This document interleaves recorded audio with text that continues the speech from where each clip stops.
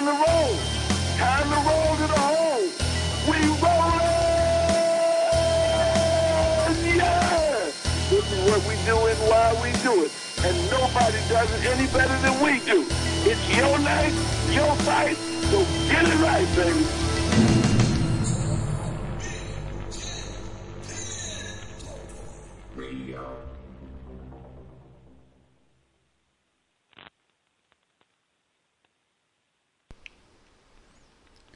And there it is, the brand new official introduction for BJPenn.com radio. George, before we get started, I want to say thank you to Sean McClure for hooking that up, and Mr. Chastain, Josh Chastain, for also hooking that up. The two collaborated. They got us everything, the robot voice and the Burt Watson clip, all edited up and everything like that just for us. It's pretty tight, man. How you doing, brother? Not bad, man. What's going on? Not much. We have about 7 minutes until we get Javier Mendez on the phone. So what do we got going on this week, bro? Big UFC. A lot of good fights, man. Check out that card. It's like pretty stacked for. Out of the cards we've seen recently, it's pretty stacked. You know, the heavyweight title fight, Dos Santos and Hunt. Man, I'm so glad Hunt got his visa, right? Could you imagine? I really thought that fight wasn't going to happen. I thought that Hunt was going to be denied access to the U.S., and they were going to have to put Big Country in for a rematch against JDS. You know, I thought that too. I wasn't sure what was going to go on there. I was kind of following along with everyone else, just waiting to see how it all unfolded. And fight's on. I wonder if it's going to affect his acclamation. You know how that goes. I mean, yeah, it's definitely going to affect his acclamation. But I mean, come on, dude. These guys are pros, right? I mean, okay, if you were a fighter and you were fighting in a different time zone, and you're actually a world traveler, so you know how jet lag and all that affects you. Okay, would you not preemptively prepare yourself for the time zone you're going to fight in before you even got to the States, before you even got to the city that you were going to fight in? Would you not just go ahead and set your clock for that time and just try to work it out? Yeah. I would. Yeah, no, I agree, and I would have not been training in that time zone at all. I would have been training in the time zone that you're fighting in. Yeah, or somewhere close to that, something along those lines. Exactly, man. I don't think you can use that as an excuse at all. It's within your own power when you wake up and when you go to bed. You know what I mean? And if you have, especially for Hunt, he's going to fight Junior Dos Santos, bro. And this guy's been unstoppable except for Cain Velasquez, right? Except for his last fight when he lost to fucking Cain, you know?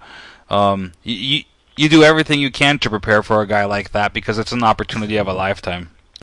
Well, yeah, and I think that for all of Hunt's fights since his return to, I won't say return, since coming to the UFC on that old Pride contract, I think that he's kind of done that he's kind of taken his preparation seriously, that he's put the work in, gone over to ATT, and yeah, I thought that this would be an elementary part of the process, really, especially a fight against JDS, because that is a fight that's going to get you a title fight. And if you want the big money, that's you got to have that UFC belt. I mean, that's just how it goes. That's right, man. That's right. So, I kind of thought that he would have anticipated. I don't want to say anticipated the fact that he would have been denied entry into the country, but maybe that the better idea would have been to set up camp in Coconut Creek, Florida, at ATT, or somewhere over there where he could get where it wouldn't have been an issue. He could just get on a plane and take a domestic flight. That's right.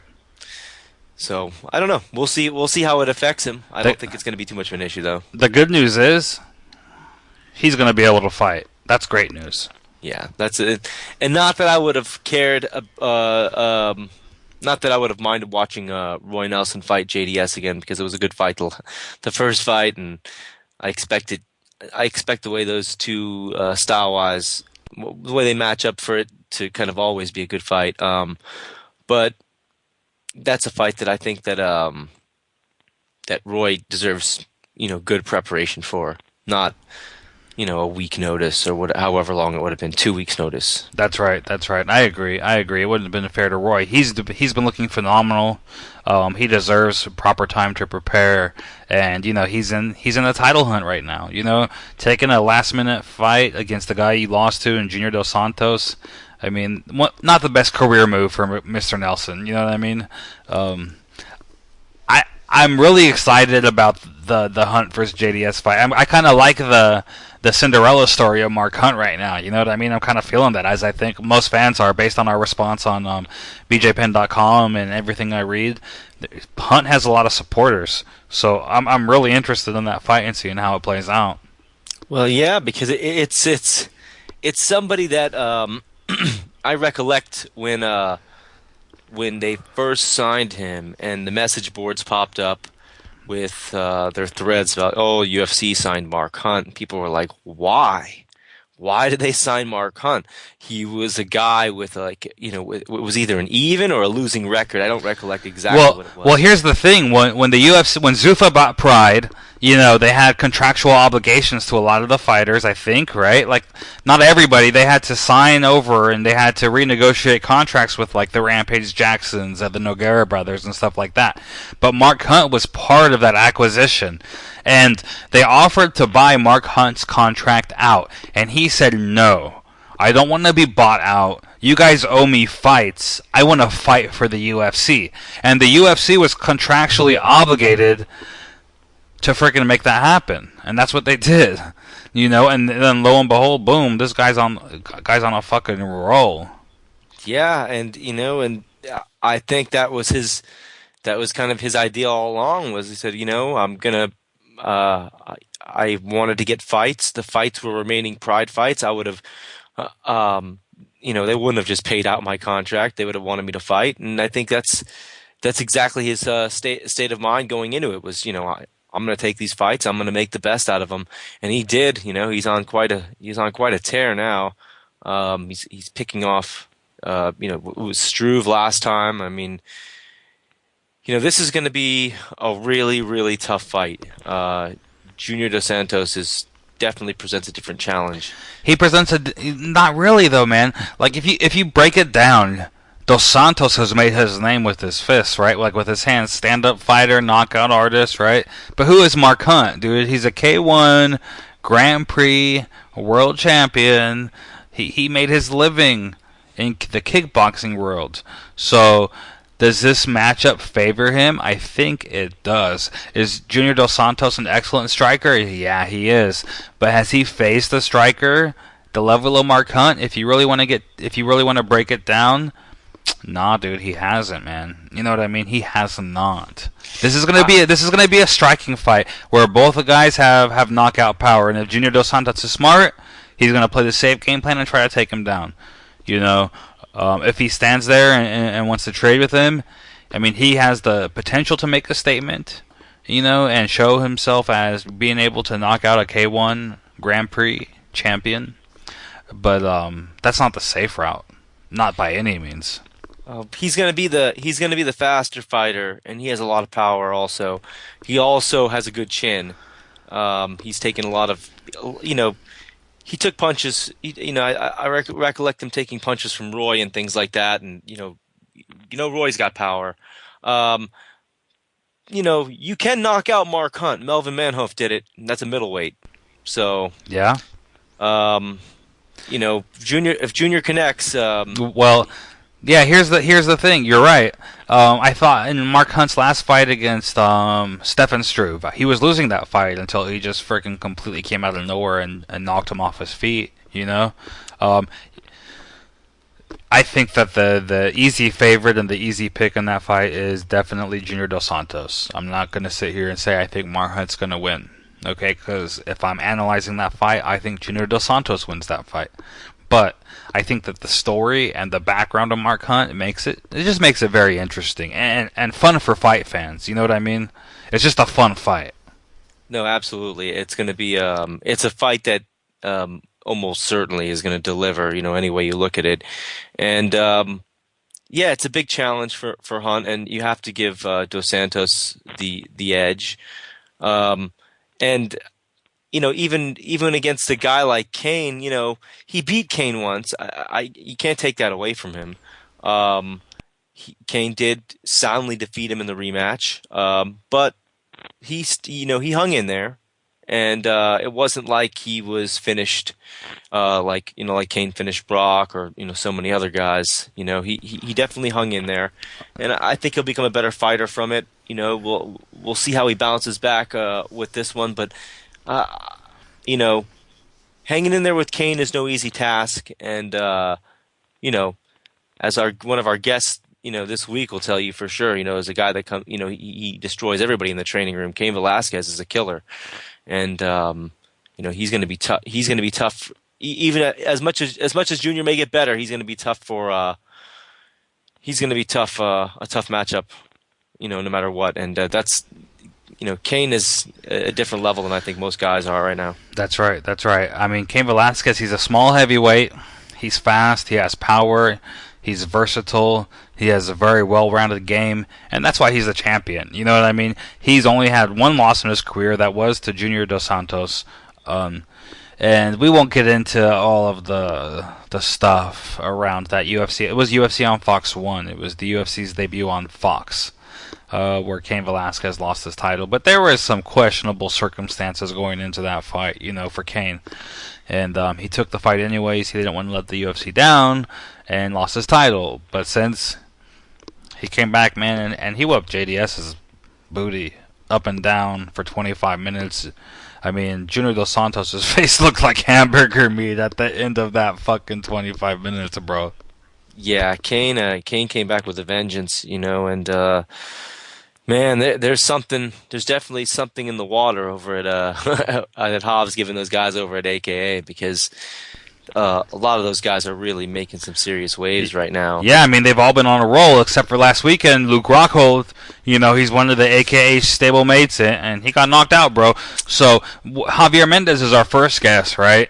And we're going to talk to him, obviously, in depth about this weekend's main event with Cain Velasquez. But I also want to get his take on the Luke Rockhold fight, because he was down there in Brazil, and he was cornering Luke Rockhold when Luke got knocked out. He also has another fighter on the UFC 160 card, the Khabib Nurmagomedov, yeah. Nurmagomedov, thank you, George. Yeah, that's another guy that's coming up through the ranks, total killer.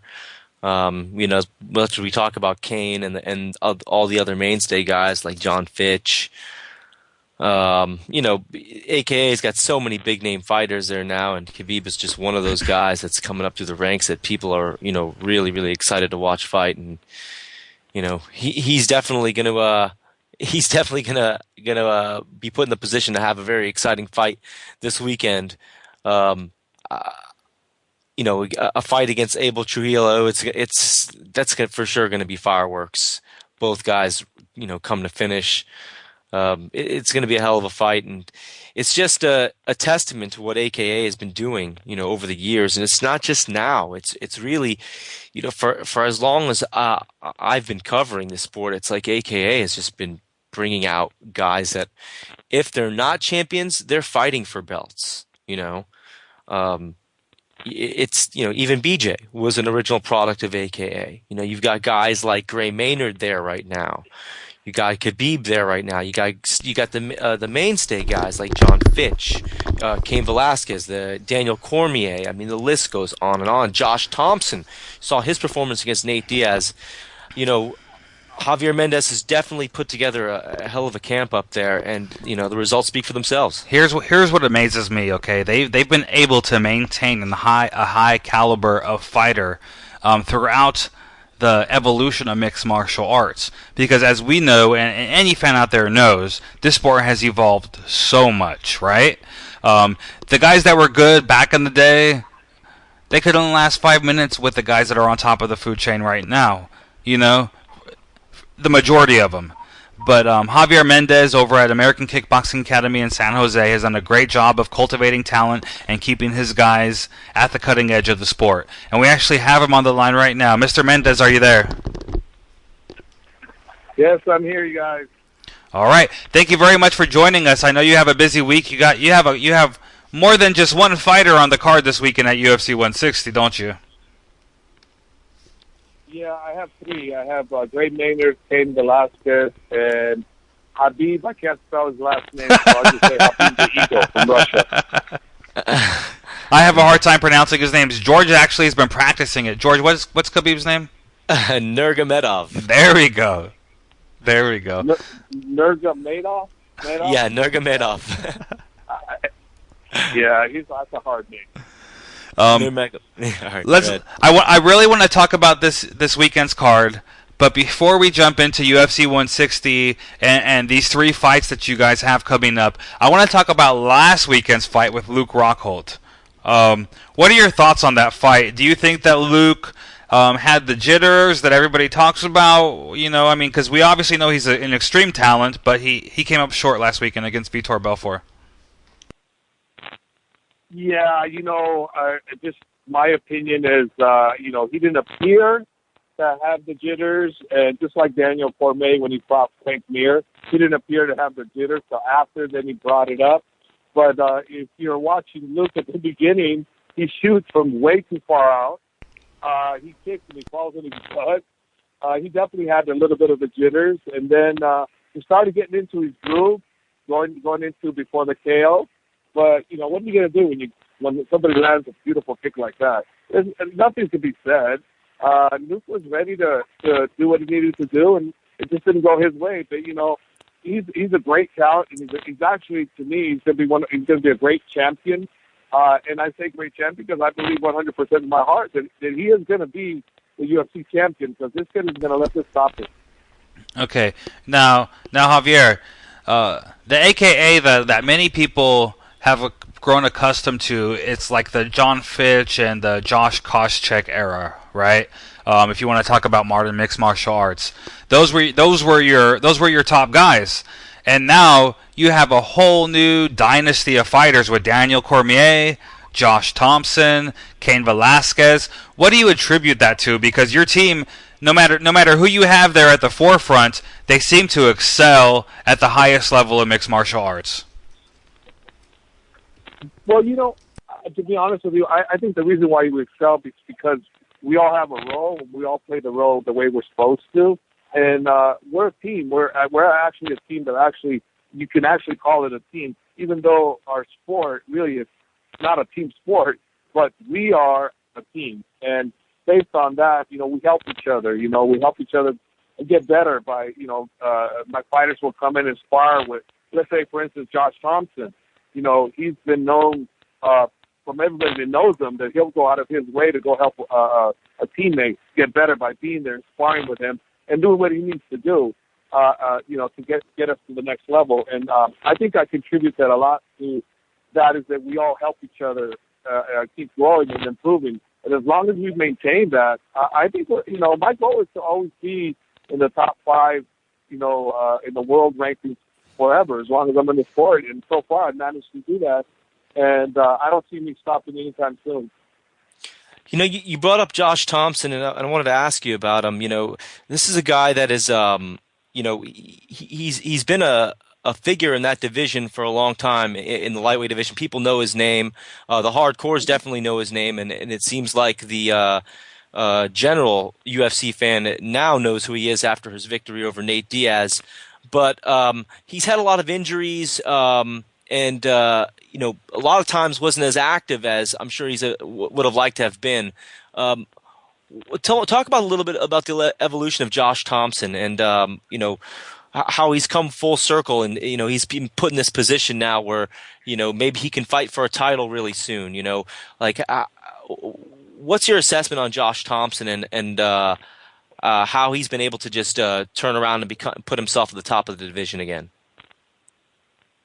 Well, with Josh, you hit it on the nail, the injuries, and I remember a conversation him and I had when he kept having these injuries, and he said, "Hey, Hub, I don't think, I don't know how much longer I can go. My body is, blah, blah, blah." And I said, Josh, I said, you can do it. You still had it in you, as long as the injuries don't happen, you're still, I watch, what's going on in the gym, and you're at the top of your game. So as long as you keep your injury free, there's no reason why you should be looking at your career ending soon. I think you got years to come, as long as you keep performing at the level you are now. And sure enough, he kept himself healthy, and look where he's at now. I've always believed Josh Thompson was one of the best in the world, but most people did not because of the reason of the injuries, and they don't understand, like you guys understand, I'm sure, that a lot of these fighters, they'll take fights when they're injured, and they shouldn't take these fights, but they do it, because whether it be for one reason or another, whether it need money or just something they need to prove to themselves, who really knows? But the fact of the matter is, the audiences don't understand what's going on with some of these guys, and Josh fought injured quite a bit. He has, and Josh is. We've toyed with the idea, Javier, of calling this radio show Josh Thompson Radio because he comes on and he graces us with his presence so often. Do you think that he has a legitimate claim for a title shot in the UFC? Because, bias aside, he did take out Nate Diaz in a fashion that no one else has been able to do, and Nate was just coming off a title shot, so rightfully so, Josh Thompson should be right up there. Do you agree? I agree with you guys, 100%. I agree with you guys, but unfortunately, we're not the bosses. So the bosses are making the decisions on what they want, and Josh's job is to get out there and get another high-profile fight and get a W, and then see where it takes him. Okay. Let's go ahead and shift gears, George, with Javier right now and talk about UFC 160 because we only have Mr. Mendez on for a limited amount of time. He has 3 fighters on the card, 3 high-profile fights. Mr. Mendez, let's start with Khabib. This is a guy who he hasn't had too many fights in the UFC. I think that if you talk to the mainstream fans, they might not even know who he is. But the hardcore guys, everybody knows that he's a talent. He's currently ranked within the UFC's top 10. What's your experience with him, and do you really think that he is deserving of all the hype that he's getting right now? Oh, I 100% agree with all the hype he's getting. He's the real deal, and he's the future of the lightweight division. People like him, I don't know too many other people that I would say that are going to be in his category because he's the youngster coming in and competing at this level, and he's a big 155er to boot. So definitely I agree that he to me is the future of the lightweight division. And there's a few other ones like him, but they're basically the cream of the crop future.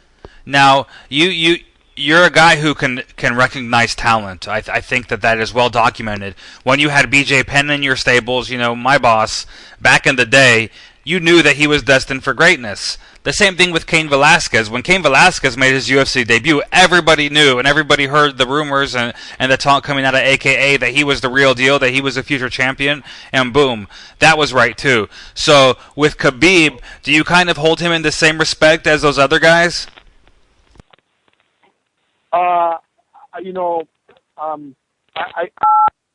respect in the sense that I believe he can be champion, but I can't 100% lock it down where I feel that he is the Cain Velasquez, the BJ Penn, the Luke Rockhold of MMA. I definitely feel that he will fight for a title. I'm just not 100% locked on it happening. Daniel Cormier is another one I feel like Cain and BJ.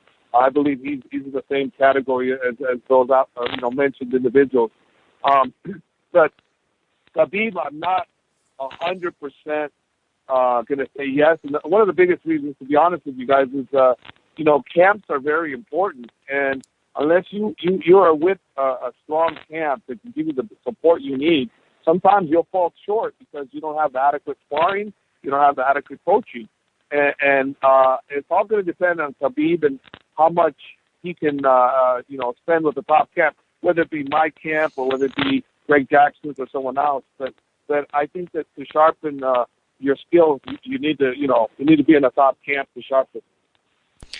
Let's talk a little bit about another guy that has come in there as a newer face. Gray Maynard has been training with you guys now. That's another top guy. He's been a top guy for a while. Talk a little bit about his transition over to AKA. What was it, do you think, that he wasn't getting over in Las Vegas that he gets over at AKA now?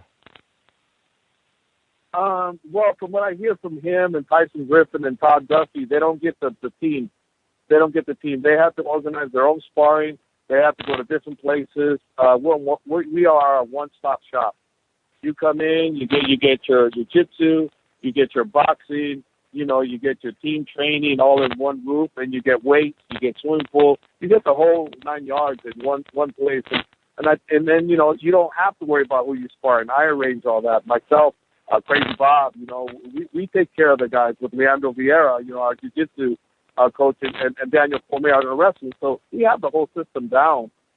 So that's the big difference. Is you don't have to do any of the thinking. You have to do the training. So you have Gray fighting T.J. Grant, like I was saying. What kind of things when you first see Gray in there and you're preparing him for a fight like this, and this is a fight that is now a title eliminator fight, that the winner is going to go on to fight for the title. Well, what kind of things do you look to change things in Gray's game, or are you looking to expand things, or how do you work with a fighter like Gray who's already seasoned and been fighting at the top of the division already? Well, the thing about Gray is when he's been with us for a little bit over a year, and I was the head coach, but I never interacted with him. This is the first time that I'm actually working with him, and because he asked me, and I said sure. So I've been working with him, and I didn't take anything that he had because he's got great coaching. He's got good, really, really good stand-up from Gil Castillo. Not Castillo, I forgot Gil's last name, but anyways, he's got great boxing already from Gil. So I'm not taking nothing away that those guys are trying to change it. I just add to what I see the puzzle is. I don't take nothing away. I just add. So I added some few elements to him, and that's it. He's already had great training coming in. He already fought for the world title twice. So it's not like I can say I transformed this guy. No, I just gave him the mental confidence, and I added a few new tools to his tool shed. With three top lightweights, Javier, in your stable right now, is it kind of a race to the title between those three guys? We mentioned Josh earlier, and now we're talking about Gray, but I mean they're all right up there. Yeah, I think the likelihood of it happening is going to be pretty strong, and we've discussed it amongst each other. It's the fighter's decision, not mine, that they want to fight each other for the title. As long as one is the champion and one is the number one mandatory contender that's offered the title shot, there's nothing that I can do or say about it. We'll just have to do what we need to do and help both guys the best we can to make sure it's done right. Because it's not fair that we say, well, he's the champion, you can't fight him or you're out of the gym. It's not fair because everybody is striving to get to that goal of being the champ, and to not let him have that opportunity to take a fight or refuse a fight, it's not fair on myself or any of the coaches. That's really awesome. I've been up there at AKA in San Jose. I know you guys changed facilities. I haven't been up to the new facility, and I'm a few years removed. But I really respect it. I was there one time when there was a new fighter who had been training with you guys for a couple days, and there was like a team vote on if this guy should be an AKA, like part of the actual AKA family or not. And I don't know that a lot of people understand that's how you guys work. But can you explain that a little bit? Because you guys have to get these guys, when they come on the fight team, they have to get a majority vote in order to really be a stablemate there. Am I right with that? You're correct. We can't, that's why, like I said, you guys, that's why we keep maintaining our strength, because these guys know that their voice is heard, that they're important. They're not just being shoved aside. Even if they're lower ranked guys, their voice is still important, and it's not like, well, only the top guys talk, everybody shut up. No, everybody gets to talk, and and I think that's what works, is as long as we continue to maintain that, and there's one ruler, one chief, which is me. And if I'm not there, it's Crazy Bob. He's the chief. And if Crazy Bob and I are not there, then it's Leandro Vieira. And if Leandro's not there, it's Daniel Cormier. As long as we maintain that, I think that, we'll keep maintaining a top level of talent coming through. Well, you guys have been extremely successful in the in the current days of mixed martial arts. Let's talk about this upcoming main event this weekend on Saturday with Cain Velasquez and Bigfoot. It's a rematch, and a lot of people could look at that first fight and say Cain has this easy. But why would they be wrong to just automatically write Bigfoot off? Well, 100% why they would be wrong is because if they're thinking that, they didn't really watch the first fight. They did not watch the first fight. If you guys can recall, which I'm sure you guys know, he got cut over his eye, and that blood was all over the poor guy's eye. He couldn't see. He could not see, and that to the fact that he was, that he was out of it mentally or physically. That fight was stopped due to the fact that there was too much blood going to his eye. So for us to think that, oh, yeah, we're going to do the same thing again and cut him over in the same spot, that's ridiculous. That isn't going to happen. And you can't underestimate someone that's taking out Travis Brown and then who's taking out Alistair Overeem. I mean, that's no easy feat that he did. So Bigfoot is as legit as they come, and Cain isn't going to be fooled by the first time. No way. I always train Cain to go 5 hard rounds, and I don't even care if it stops early, great, whatever, we'll take it. But he's prepared to go 5 grueling hard rounds. He's not prepared for anything less than that. Let me ask you this. Bigfoot obviously feels like this is going to be a totally different fight. He's been training at American Top Team. Also, you guys are the two, probably arguably the two best camps in the country right now. Is there something that is there almost something a little bit I don't want to say personal, but just like a personal victory to get another victory over ATT like this, because this is a really big victory if you can pull it off for the second time in a row. No, I never, believe it or not, ATT is not one team that I've always looked at, in a friendly, competitive way, because I don't really know them.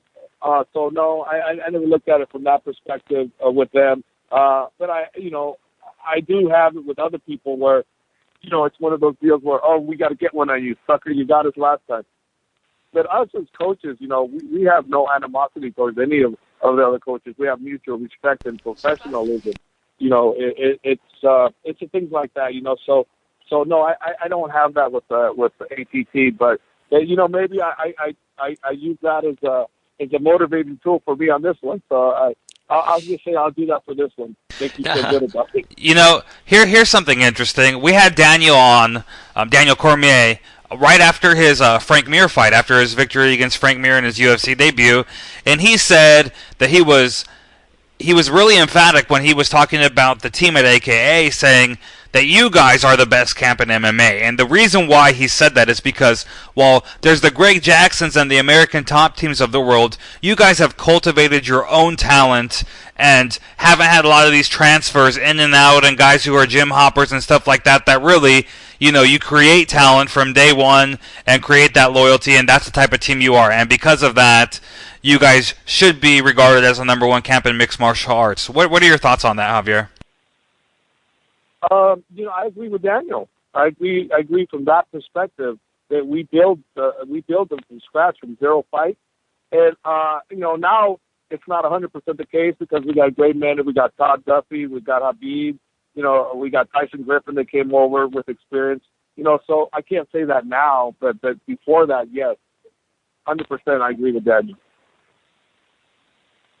So, you were mentioning earlier some of the different coaches you have in there, and you mentioned Leandro Vera, and obviously the longtime mainstay jiu-jitsu coach that everybody is familiar with is Dave Camarillo.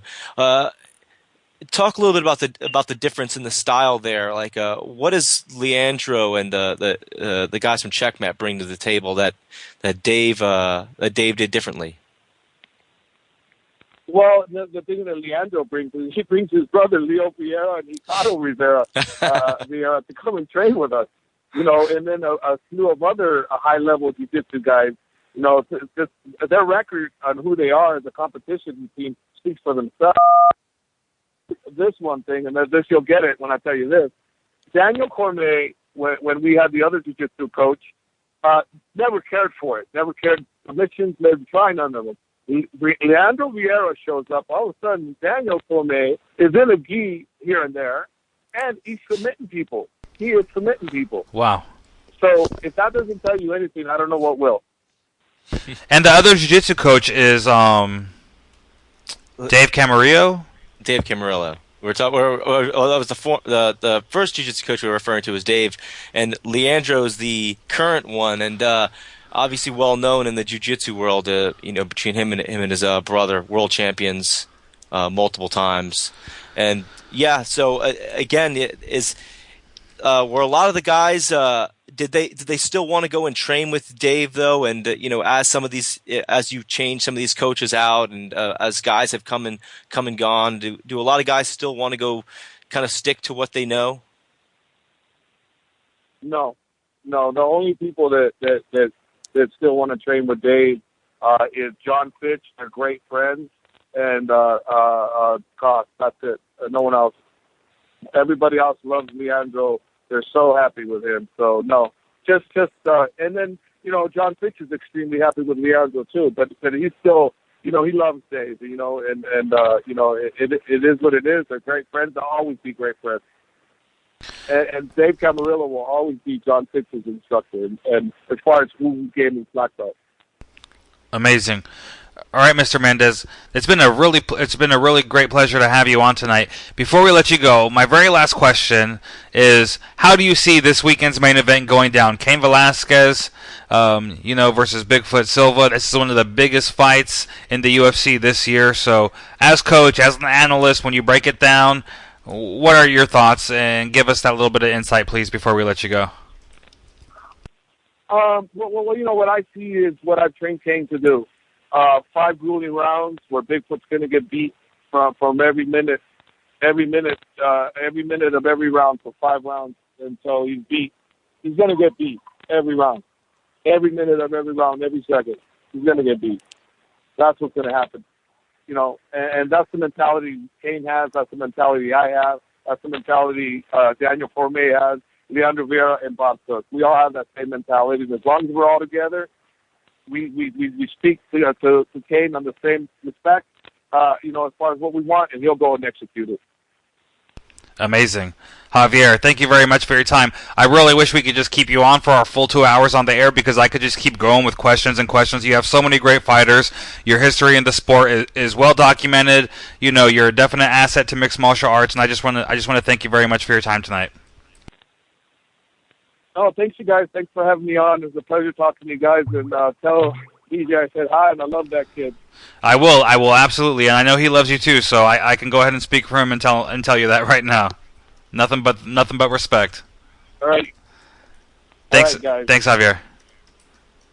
All right. Bye. Okay. Bye. All right, man. There's the man, the coach of I don't know how many top guys right now. He's got so many great fighters. Josh Thompson. We mentioned Josh Thompson, Daniel Cormier, Cain Velasquez. We mentioned John Fitch, Josh Koscheck. Although he's not there, he trains at the Dethrone Center. Although he's not there, you can believe that Javier Mendez, he helped put Josh Koscheck on the map also, and he had a good part in that also, and. You can't forget guys like Mike Swick who have had good tenure in mixed martial arts. These are really successful guys, and he's done a hell of a job with them. I really wasn't joking when I said we could have had a whole Javier Mendez show. Maybe something that's what we look forward to in the future. Because he has so many talented guys. And his insight is legendary. I mean, he was BJ's first MMA coach, and look what BJ became. You know what I mean? And now he has guys at the top of the game, like Josh Thompson, like Cain Velasquez, and all these guys. He's got 3 guys fighting on this weekend's card. So really, really good to have him on the show. So much experience, and just details that people will not see when assessing a fighter and breaking down a fight. This is. I imagine that what Hav sees on the screen when he's breaking down a fight is kind of like what the Predator sees. Like when you're watching on TV, he just scans the area and he can immediately assess everything very quickly and come up with a game plan, you know? So, yeah, That's true. That's true. you know. Speaking of talented fighters, we have UFC 160 welterweight on the line. He's no stranger to our listeners here at BJPen.com radio. He is Mike Pyle. Mike, what's up, man? How's it going? What's happening, guys? Thanks for joining us tonight. I know it's kind of a busy week. You're fighting this weekend, so more so than normal, we really appreciate you taking the time out of your busy schedule to come on BJPen.com radio, man. Not a problem. Let's see here. Last time we talked to you, you were fighting Gunnar Nelson, and then that fight got pulled from you. Now you got a new fight. Tell us about it. Well, I'm still in a fight. That's all that matters to me. I'm glad to have someone, to fight. So, a lot of guys always dropping off the card. Some of the fights get scrapped and and whatnot. So I'm glad I get to fight all together. Just a small change in game plan, not a lot, plenty of time. Everything was in plenty of time, so no problems. I'm always in the gym, ready to fight anyway, so no worries. Is part of you disappointed though? Because last time we talked, you were really looking forward to derailing the hype train surrounding Gunnar Nelson, and now that kind of got pulled from you. When I heard the news, I was kind of like, "Oh man, we just talked to Mike, and he was so excited about this fight." Does that change anything mentally for you? Not really. Just got maybe a day or two, kind of like, "Oh man, wanted that matchup," but now it's story. So that's. I can't control what's happened. Only thing I can control is staying focused on the task at hand, and the task at hand is defeating Rick Story, UFC 160. All right. Well, I'm gonna ask a generic question right now. I know you've been asked it a million times already, but for our listeners at home, what are your thoughts on Rick Story as an opponent, and how do you see this matchup playing out? Story is a very straightforward, hard-nosed fighter. He likes to swing. He likes to swing for the fences, and he's not bad at wrestling either. So he's definitely a serious threat. He's gave good fights to the UFC, and he's had some very tough fights with very tough guys. So, I'm expecting to be in a war, and I'm prepared for that. So I got a little bit of reach on him, so I'm going to try to implement having the reach on him a bit and just be smarter in there. Easier fight or not an easier fight from Gunnar Nelson? Yeah, who knows? No fights are ever easy. You can't say, is it an easier fight? Is it a harder fight? It's just a different fight. Well, let me ask you this, because obviously the change of opponent, you said it's just a small hiccup really, and a small adjustment, but he is a bigger name. He's more well known, and he's got victories over guys like Alves and Hendricks. Is this a better, if you pull off the win, is this a better win than beating Gunnar Nelson? Like, this is a win that can push you further up the ladder, closer to where you want to be? It very well could. He's coming off of a win, but had a few, losses before that. So, who knows where UFC might put me, or even pit me against after this. It is a victory. So, the name probably is a bit better. He's an established guy. He's got 12 fights in UFC. So he it's definitely on paper is a better name, and also I feel is a bigger threat than Gunnar.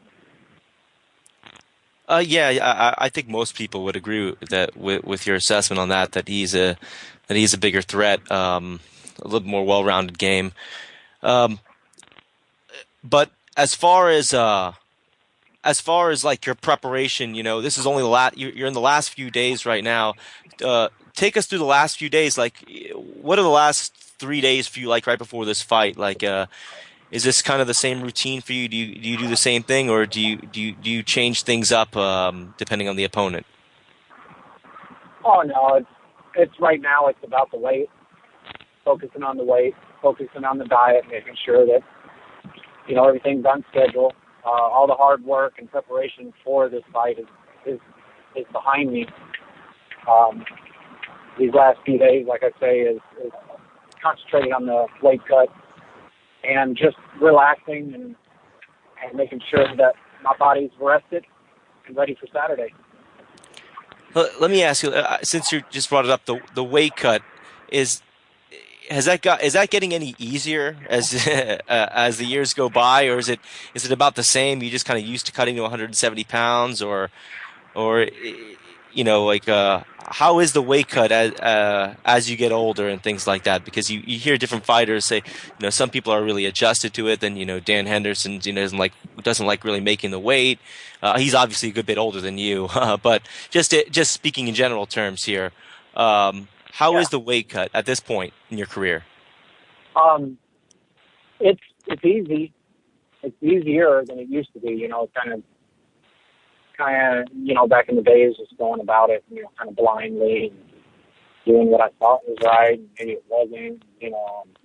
Had some rough cuts before, but now, the relationship that I have with Dolce, like Dolce Diet, oh yeah, has really helped me out as far as knowledge and how to prepare myself and my body for that change on that Friday. But it's gotten easier. Still sucks, when you cut weight. It still sucks. You gotta cut a little weight and feel a little shitty, So that's just the way it is. Each time it gets a bit easier, but it's never just going to be a breeze because I'm not a smaller welterweight, so I'm just right in that middle. I'm right in that middle where I could be an 85er, but I can be a 70. So, but I'm not quite big enough to be an 85er. So I'm right there in that middle part where I've got to suck a little bit out and feel it, but rebounding from that's been a lot easier due to diet, due to Dolce's knowledge and experience. Really helped. Right on. Now, Mike, outside of the weight cut, since we are just a few days out from your fight, what else about this week? I just want to know, does anything get under your skin? Is it the media? Is it just the anticipation of going and getting this fight over with? We're so close right now, so really, what's it like? Or are you just as cool as a cucumber like we had you in our first interview, which, by the way, was one of our best interviews on BJPenn.com radio ever? Well, thanks. Yeah. Well, I'll put it this way. I'm cooler than the other side of the pillow. Right on. It's just old hat for you, huh? It's just old hat? Yeah, I mean, it's the same thing over and over, and you get used to that, and, you can't dwell on, I'm definitely not thinking, let's get this fight over with. I'm ready.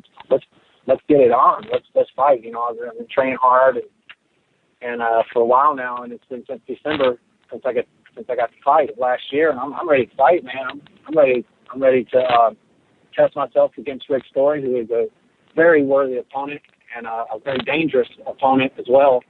And so I look forward to making sure that I stay mentally sound. I can't let, if I got to do interviews or if I have to do, a media or whatever it might be, that's fine. I'm focused on what I need to do, and there's nothing that's going to distract me right now. Nothing at all. Now I read an interview with one of the other MMA websites, one of our competitors at BJPenn.com, one of our most notable competitors actually, MMA Junkie, where you said you are ready for the hype shift. Like you want to take the hype. You want to take the hype into of your own. You want to generate some hype for yourself. Can you kind of dive into that a little bit more for us and our listeners on BJPenn.com? Well, exactly remember what that conversation might have been, but what I mean by that probably is just continuing to do what I have been doing without without making a big shenanigan, big stink about it, or find something about the guy, or start making fun of him, or pick and poke at him. I don't got to do all that. The guy knows he's going to be in a fight. He's going to come there and he's going to fight, no matter what I say or do, or whatever whatever kind of stink I try to stir up in the press. And I don't go that route. Hopefully, my skill set will gain the attention and the respect that a lot of our other fighters have that are in the UFC. Does that bother you at all, Mike, when you see guys doing that?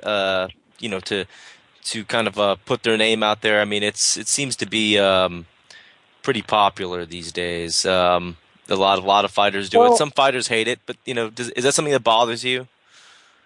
I'll be honest with you. On some of them that are good at it, I find it entertaining. It's just not part of my personality. Is all. I don't think it's wrong. I don't think it's right. I don't think that or whatever. It's not right or wrong. It's entertaining. I'll be honest with you. You get some laughs out of it, and you're entertained. But when it comes down to it, you got to entertain. And you got to perform that night. So you got to back up all that shit you talk. You got to back it all up. And you got to show up. Because if you don't, it's kind of embarrassing. Who are some of the most notable shit talkers that you think are funny? Oh, of course, Chael Sonnen. He's great on the mic. He knows how to get on there. He knows how to pick a fight. No matter what type of media it is, he'll find a way to pick a fight. Kudos to him for that. He can get it done, and he can fight. So, Diaz, I always find him, both Diaz brothers, I find them entertaining as hell. What'd you think about his last comment? He got in trouble for the last one, though. I don't think some people didn't find that one so funny.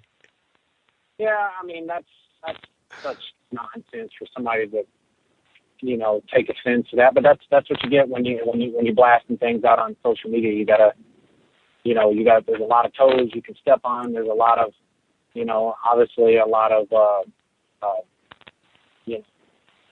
gay and lesbian community out there that pays attention to the mixed martial arts as well, and obviously are involved in it. So you got to pick and choose your battles.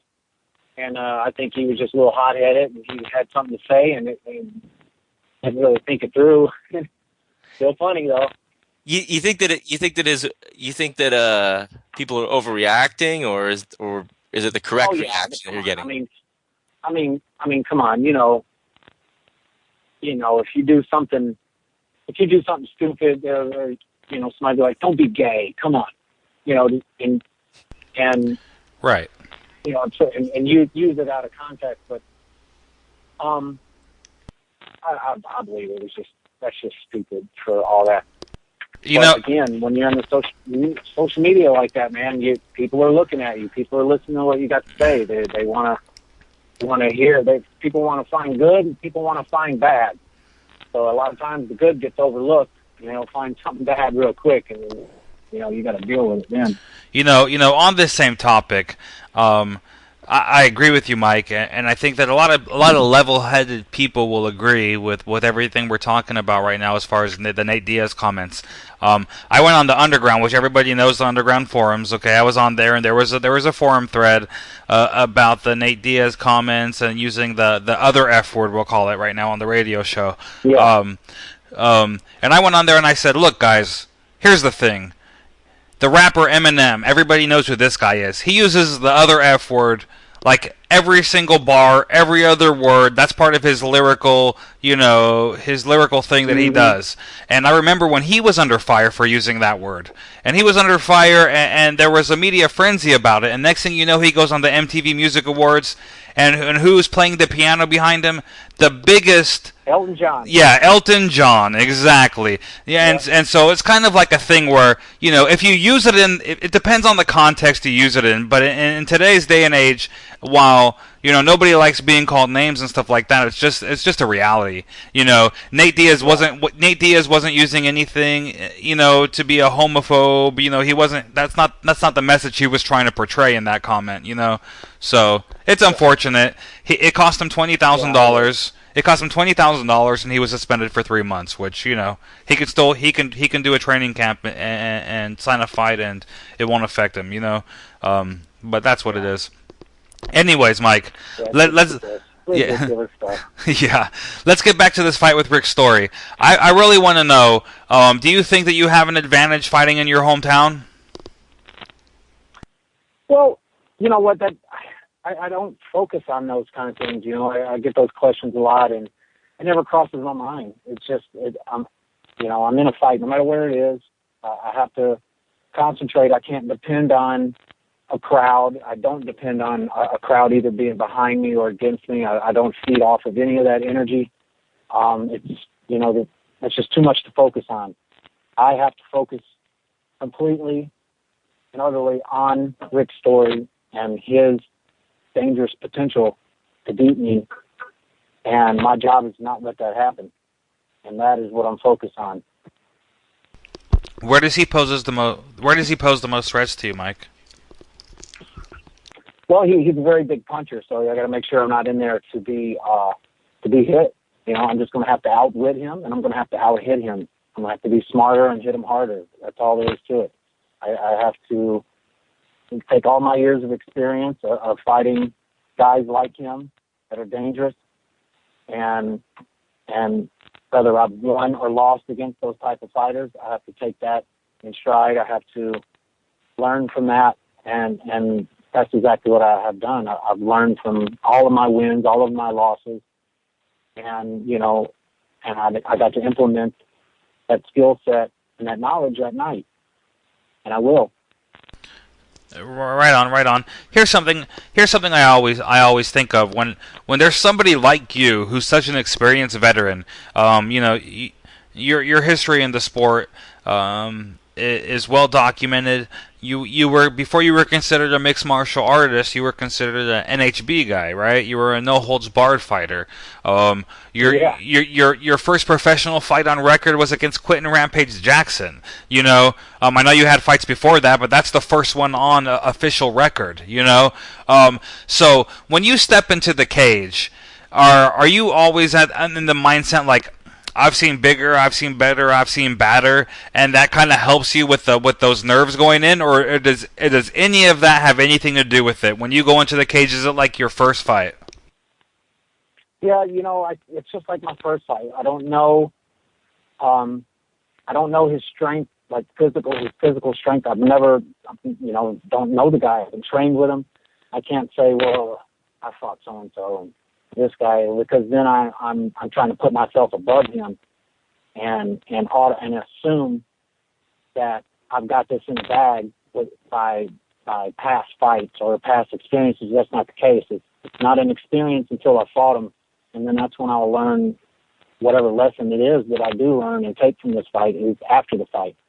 So I just prepare myself for just being in battle and making sure that I'm striking first and trying to put him away before he has a chance to implement any of his game plan or his big punches and things like that. So I got to focus on the job at hand. Again, it all just relates right back to focusing on what I got to do to win and not what I've done. And I know that the things that I have done is going to bring me into this fight prepared, and I'm confident in that. But I know nothing about him as far as putting my hands on him. I don't know what his strengths are. He could be the strongest guy I've ever grab the hold of. I just don't know all that. Don't make any assumptions. He's the most dangerous. He's the most dangerous SOB I have ever faced in my entire life right now. Right on, right on. And I have to treat it as so, and I have to be super cautious. And at the same time, I got to be vicious and mean. Does that sense of uncertainty? Does that kind of like again, I think a lot of people assume that a veteran like you that had so many fights in different organizations, and you've already had so many fights in the UFC and things like that, would never be nervous at all walking to the cage. But I guess from what you're saying, there is always that sense of uncertainty and things like that. Is it better to kind of be revved up when you're getting into the cage, or is it better for you to try to remain as calm as possible and kind of assess the whole situation and just be real calm, because there's different types of fighters. Some people are calm like Fedor, then some people come in very, very amped up like Quentin Jackson and something like that. So what's better for Mike Pyle? Better for me, man, is to we all feel the nerves. We all have that anxious little itch that's inside of us. And some guys try to act like, oh no, I'm not nervous, man. This and that. I'll tell you what, those nerves is what keeps you alive in there. Those is what keeps you alert and keeps you ready. You're feeling that for a reason, because your body is preparing, your mind, and is preparing for what is about to go down. If you go in too relaxed and act like it's just another day on the jiu-jitsu mat or something, you're severely underestimated your opponent, and you're underestimating yourself. You have to embrace that nervousness that you have, and because that's your instincts telling you, hey, I'm ready to rock. Don't dismiss it. Don't dismiss the way you feel right now. You want to use it, because that's going to keep your eyes open and keep you, alert and in the moment. You don't want to get caught up in trying to fool yourself and say, oh, I got, it's nothing. It's all cool. It's all nice and roses. We ain't playing ping pong, We're not playing ping pong. We're trying to knock each other's heads off, and somebody's going to get hit. And, you use those nerves. You use that. Keep you alive in there. Thrive on that. I do anyway. Makes sense, Mike. All right, brother. You've been gracious with your time as always. I just have one more question for you before we let you go and then let you get on with your fight week, and I want to wish you best of luck in your fight coming up. But how do you see this fight going down? And I know that's a real generic question, but I'm going to kind of twist that a little bit. Okay? Do you see this fight going down as Mike Pyle versus Rick Story? Fight of the night, submission of the night, or knockout of the night? And tell me how that happens. You know what? I'll take it any way I can get it. If it's fight of the night, that means we were in a war, long, knockdown, drag-out fight. That's not my style. I get in there and get it done. If it happens that way, it happens that way, but I sure the hell wouldn't mind getting a bonus. That would be awesome. Right on, Mr. Pyle. So that's my answer. Okay, very good. As always, it's a pleasure to have you on BJPenn.com radio. Let's get you on shortly after your next fight. Maybe next week we'll try to squeeze you in if you have the time, if you're not too busy celebrating. I'd love to get the post-fight interview as well for all of our listeners at BJPenn.com. Good luck with your weight cut, sir, and thanks again for making the time out for us tonight. You got it. Thanks, guys. All right, Mike. Have a good one. Later.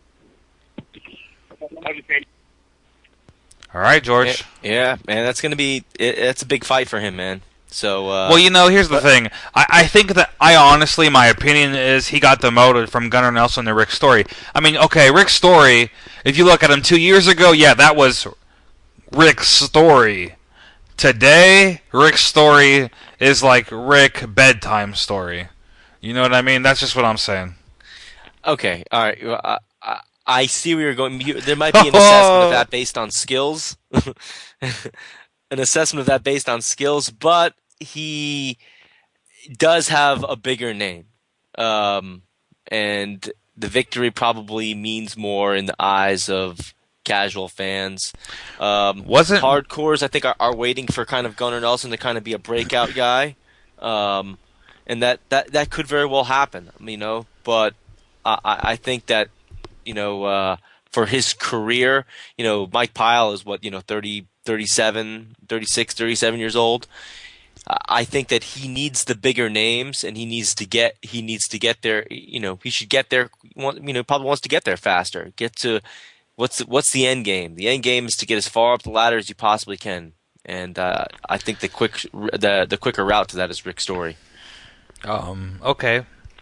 Didn't Rick Story open up a pay-per-view not that long ago, like first fight on the card? Yeah. But you got to figure it this way: who's had more tenure. He's got victories over Hendricks and Alves.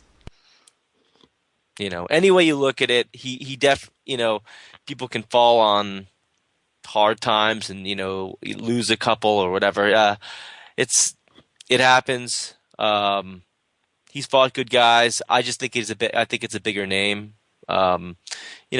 We'll see. We'll see how it all pans out. The division's stacked anyway. It's not like either of these guys are going to be coming out of there and headed for a title shot. So everybody's going to have to string together a bunch of wins before anything gets done in that division. So that's true.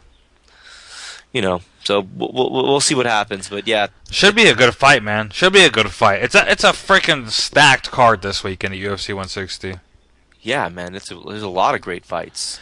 My woman and I this Saturday we're doing an anti-GMO march, so hopefully I get to make the fights. But we're definitely doing this march for anti-GMO. Just kind of off topic right there, yeah, but that's what's going down. Yeah, no, it's a big card, man. Donald Cerrone and KJ Noons. Yeah, we got KJ on next, man. Yeah, it's going to be a good fight. What do you make of, and we'll ask him about this, but I just thought I'd ask you, what do you make of he doesn't believe that Cerrone's going to stand with him? I would say, okay. Has that ever happened with Donald? No, it hasn't. But Donald needs a win over KJ Noons, brother. Let's not sleep on that. Okay. KJ hasn't knocked anybody out in a long time, though. So will Donald be afraid of those hands? I don't think he's gonna be, man. You know what I mean? I think it's been proven time and time again that Muay Thai beats boxing, right? Like beats the Western boxing style. Donald Cerrone is more of a kickboxer, Muay Thai stylist. KJ Noons is strictly boxing. Okay. That's incorrect. Because even last time he told us he's had Muay Thai fights. He's been training in Muay Thai for a long time. Yeah, he's had Muay Thai fights, but dude, come on, KJ doesn't throw kicks, bro. He doesn't throw knees. He's not really the elbow guy. He's throwing hands. And he's throwing big hands every single time he fucking goes for a swing. That's KJ Noons. And back in the day, that was working really good for him. But when was his last knockout? I mean, I don't know. I can pull up his record. His last knockout was not any time in the past, like, freaking couple years, though. No, I wouldn't disagree with any of that. But I think that he's got a little bit more of a I always felt that that KJ had a little bit more of a well-rounded game than people gave him credit for. He does. He does. Defensive wrestling is very good with that. I mean, he's got excellent. He's not easy to take down. Okay, but Josh Thompson worked him. Yeah, he did. But you know what, Josh Thompson also, we've also come to the realization that Josh Thompson is a top 3 lightweight in mixed martial arts at this point. Okay, yeah, you're right. And we'll see what happens with KJ, but I've always felt that he's had a little bit more of a dynamic game than people giving him credit for. That he does possess some good stuff in the clinch. His defensive wrestling is probably one of the most surprising attributes that he has. He's difficult to take down for a lot of guys, and even if you can get him down, he scrambles back up to his feet really well. So we'll see. The guy stands in there with he stood in there with Diaz for 5 rounds. He did. With Nick Diaz, the welterweight Nick Diaz, and KJ's a lightweight. KJ went up. That looks great.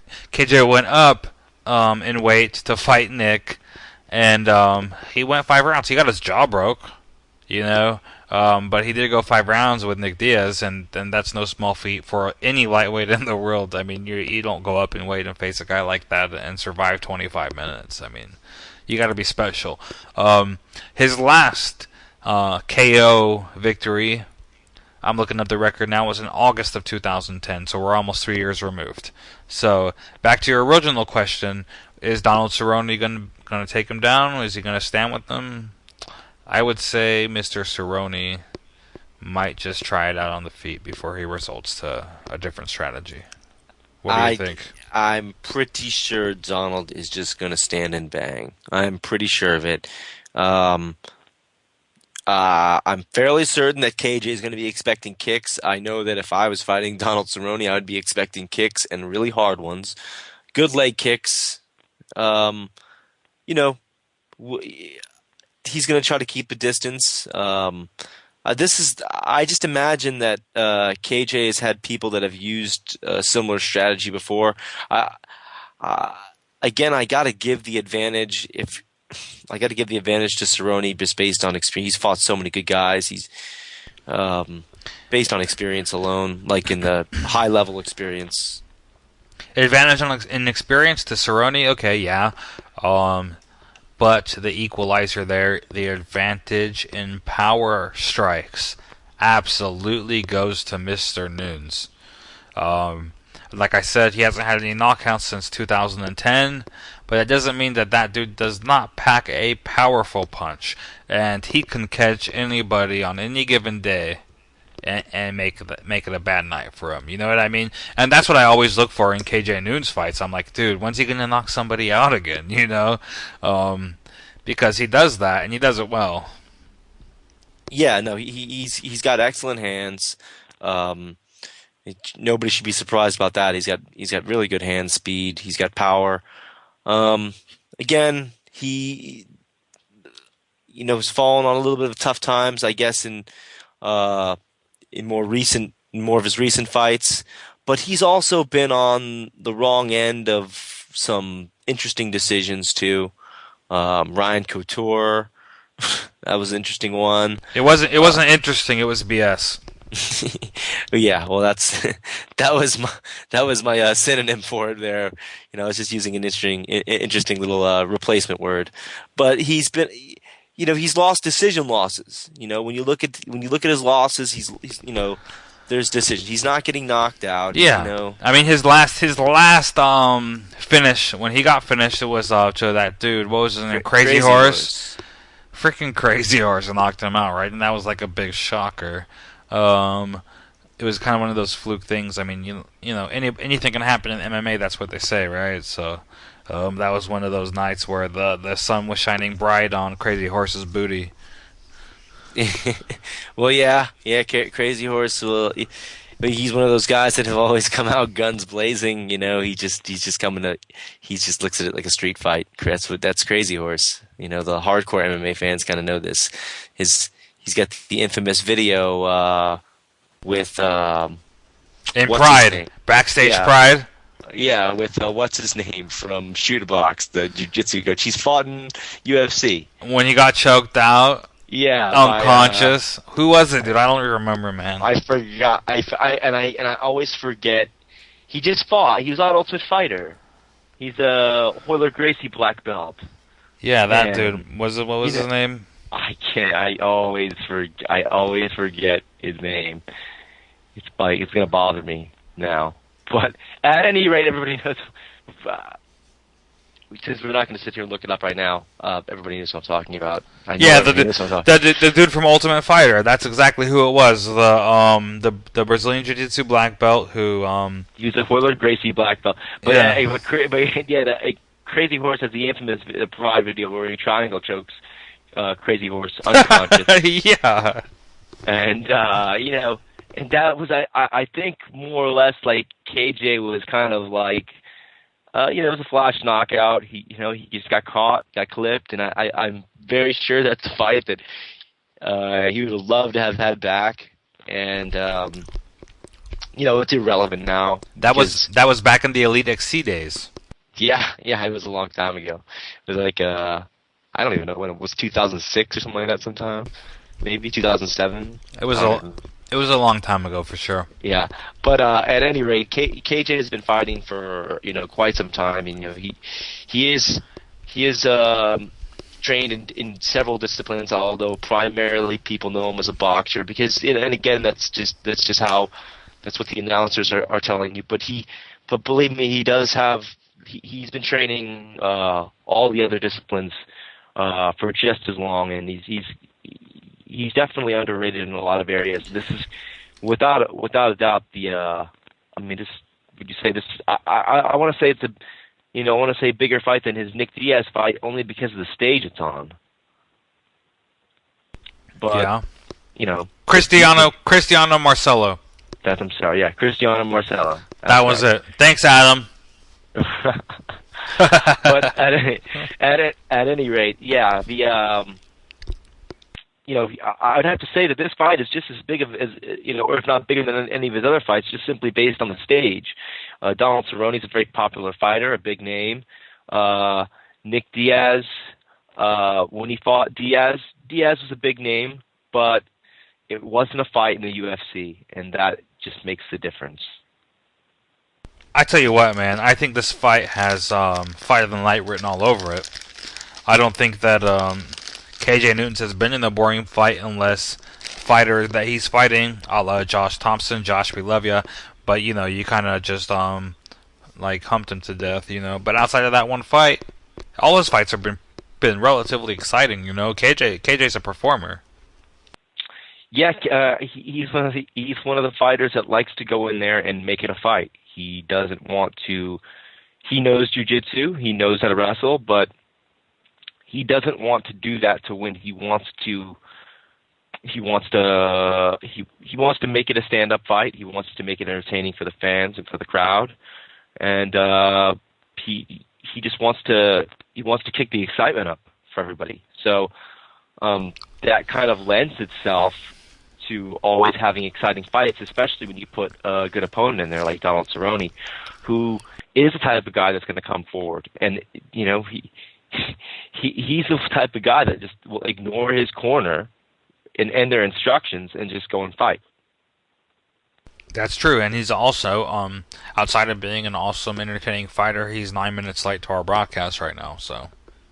Oh, Mr. Nunes.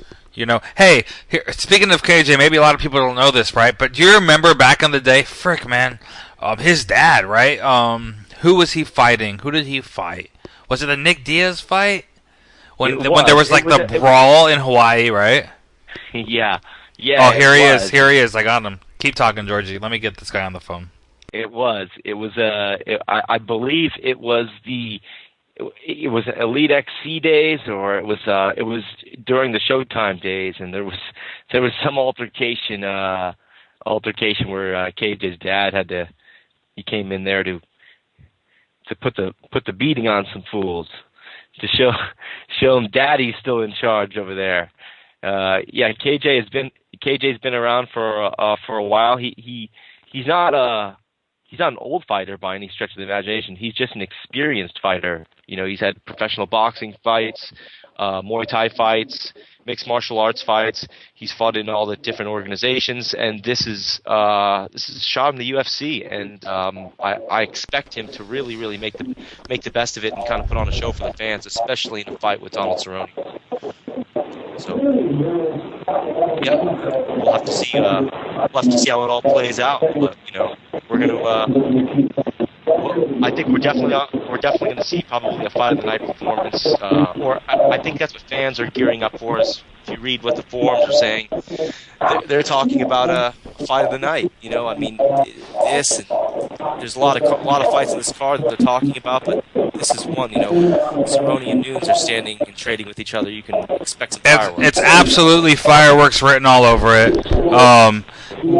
We have KJ Nunes on the line right now, calling us live from Vegas. It's Fight Week, UFC 160. So I imagine KJ's probably in the casino right now, trying to catch a good signal. Mr. Nunes, are you there? Hey, can you guys hear me? Can hear you good. Just a little bit of background noise, but we can hear you good. What's going on, guys?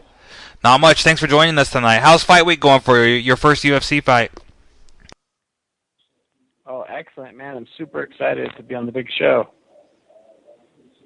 I know that we're excited for you, and outside of being like this radio host and editor at bjpenn.com and all this stuff, first and foremost, I'm a fight fan, man, and I'm really excited for this fight between you and Donald Cerrone. I think we were just talking about it. It has kind of like fight of the night written all over it. Would you agree? Oh, thanks, man. Yeah, I'm super excited, and I don't know. I can't. I mean, I think so. Don't you guys think so? Absolutely, absolutely.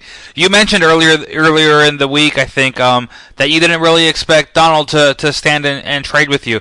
Is that just mental warfare, KJ, or are you really preparing to try to defend the takedowns on this and make the fight happen? I train in every aspect of the game, and Donald is a very well-rounded fighter. I think that's what makes him good, So it would be stupid of me not to be training everything. And, I mean, it's not mental warfare. It's just history. Look at all the guys that I get matched up with that are good strikers. They always try to take me down. So I can't think one guy's going to do one thing. I got to be prepared for everything to make it, so I can have a good chance of winning the fight.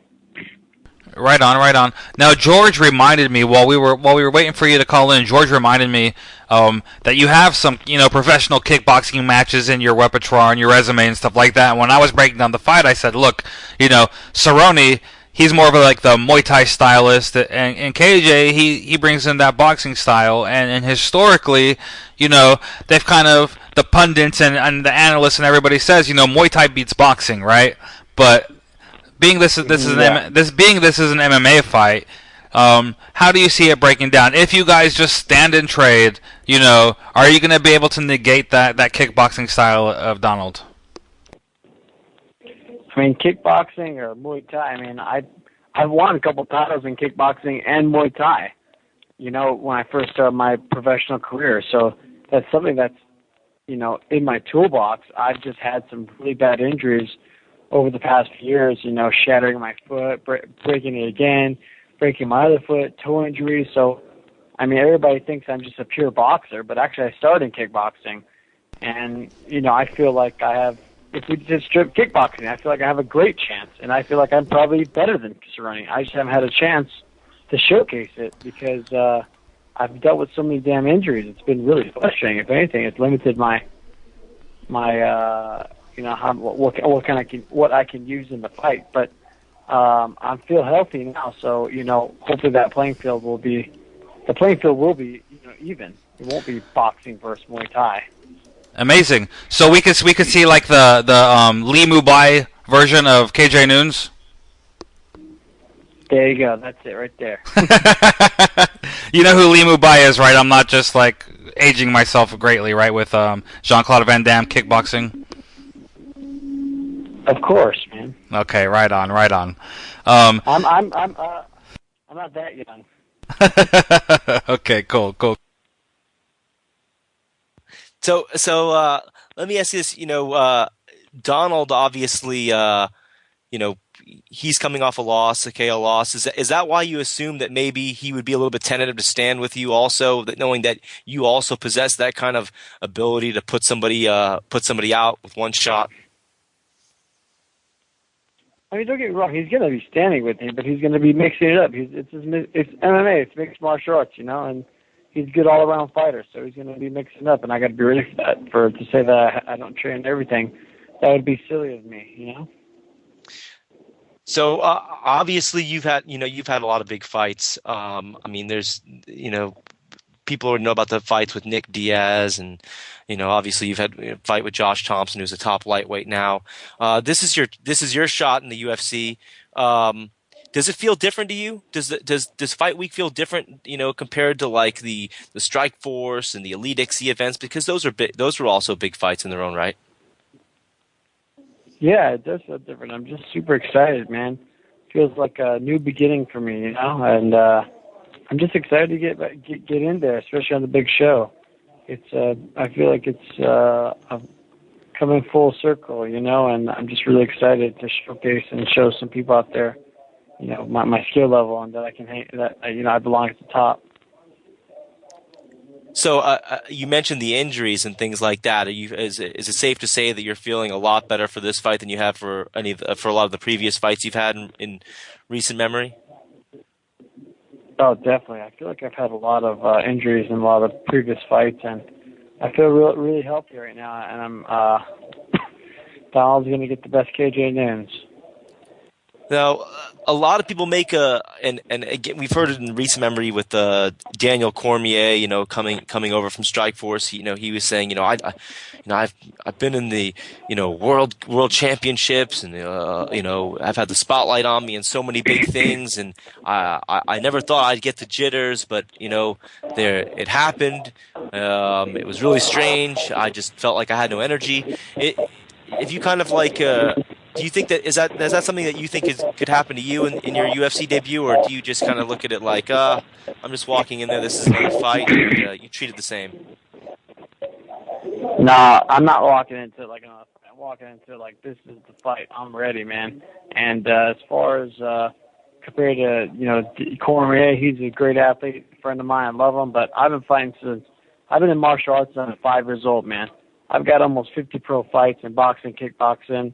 Fought for world titles. I've got over 50 amateur fights. I mean, I think that's a lot of experience, that I have in the bag going into a fight. So I can't speak for Daniel, but I can say that I'm pretty sure I'll be fine with the nerves.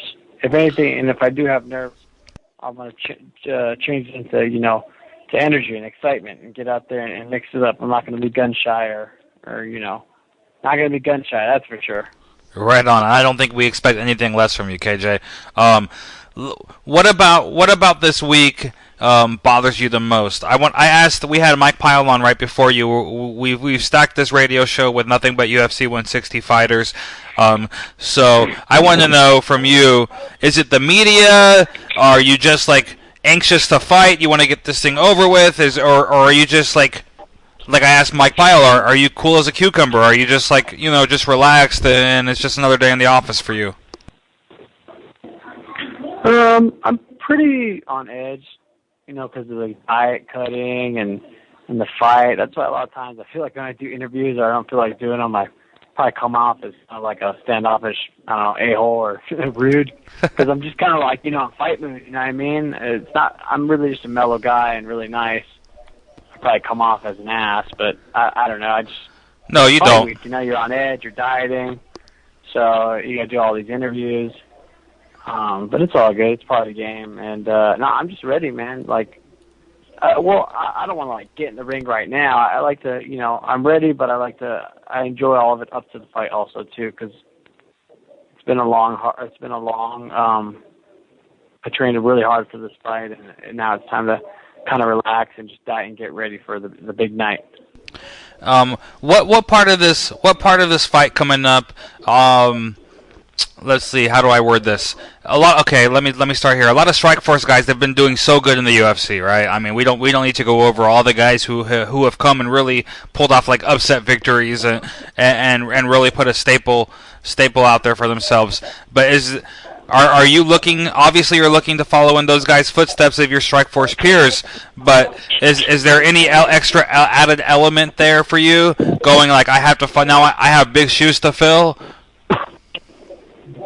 No, not really. I know those guys that have won. They're all good athletes. They belong to the top also too. They, we just weren't on as a big platform as UFC. So it's nice that they can showcase their skills and they can show the general public and the fans that, from other organizations that they can hang with the top guys in UFC. So again, it just makes me more excited.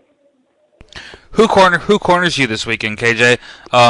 Do you have your? I know you're part of one of the most historical moments, I would say controversial moments in MMA history, with the in-cage brawl, Elite XC back in the day thing going on with Nick Diaz. Do you have your dad corner you this fight, or are you sticking strictly to like teammates and stuff like that? No, I stick to teammates and coaches. I got Jeff Clark, out of San Diego and Pat Spate. They're going to be cornering me. They've been with me the past few fights, and they've really helped me do a lot of things. Just become a all-around fighter and stick in the gym and just getting knocked out, getting ready for the big fights. Talk a little bit about the training camp. You just talked about how you were training so hard for this fight, and obviously you're really excited because this is your chance. You were saying you're even on edge a little bit. How was the preparation for this? And I know it's a generic question, but when you're dealing with injuries and things like that, you have to be around training partners that you can trust, because you don't want to further aggravate things and push back your recovery time. But at the same time, you need to get good training in it, and training that can help emulate your opponent. So, were there any familiar names, or who are the names that you brought in to help fill those shoes and kind of help you with those things? Really, Jeff and Pat, they brought some sparring partners that were, same height, same style, same type of movement on the ground.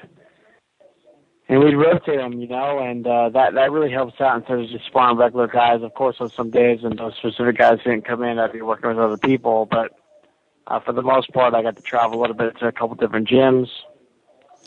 My coaches brought on a couple different sparring partners.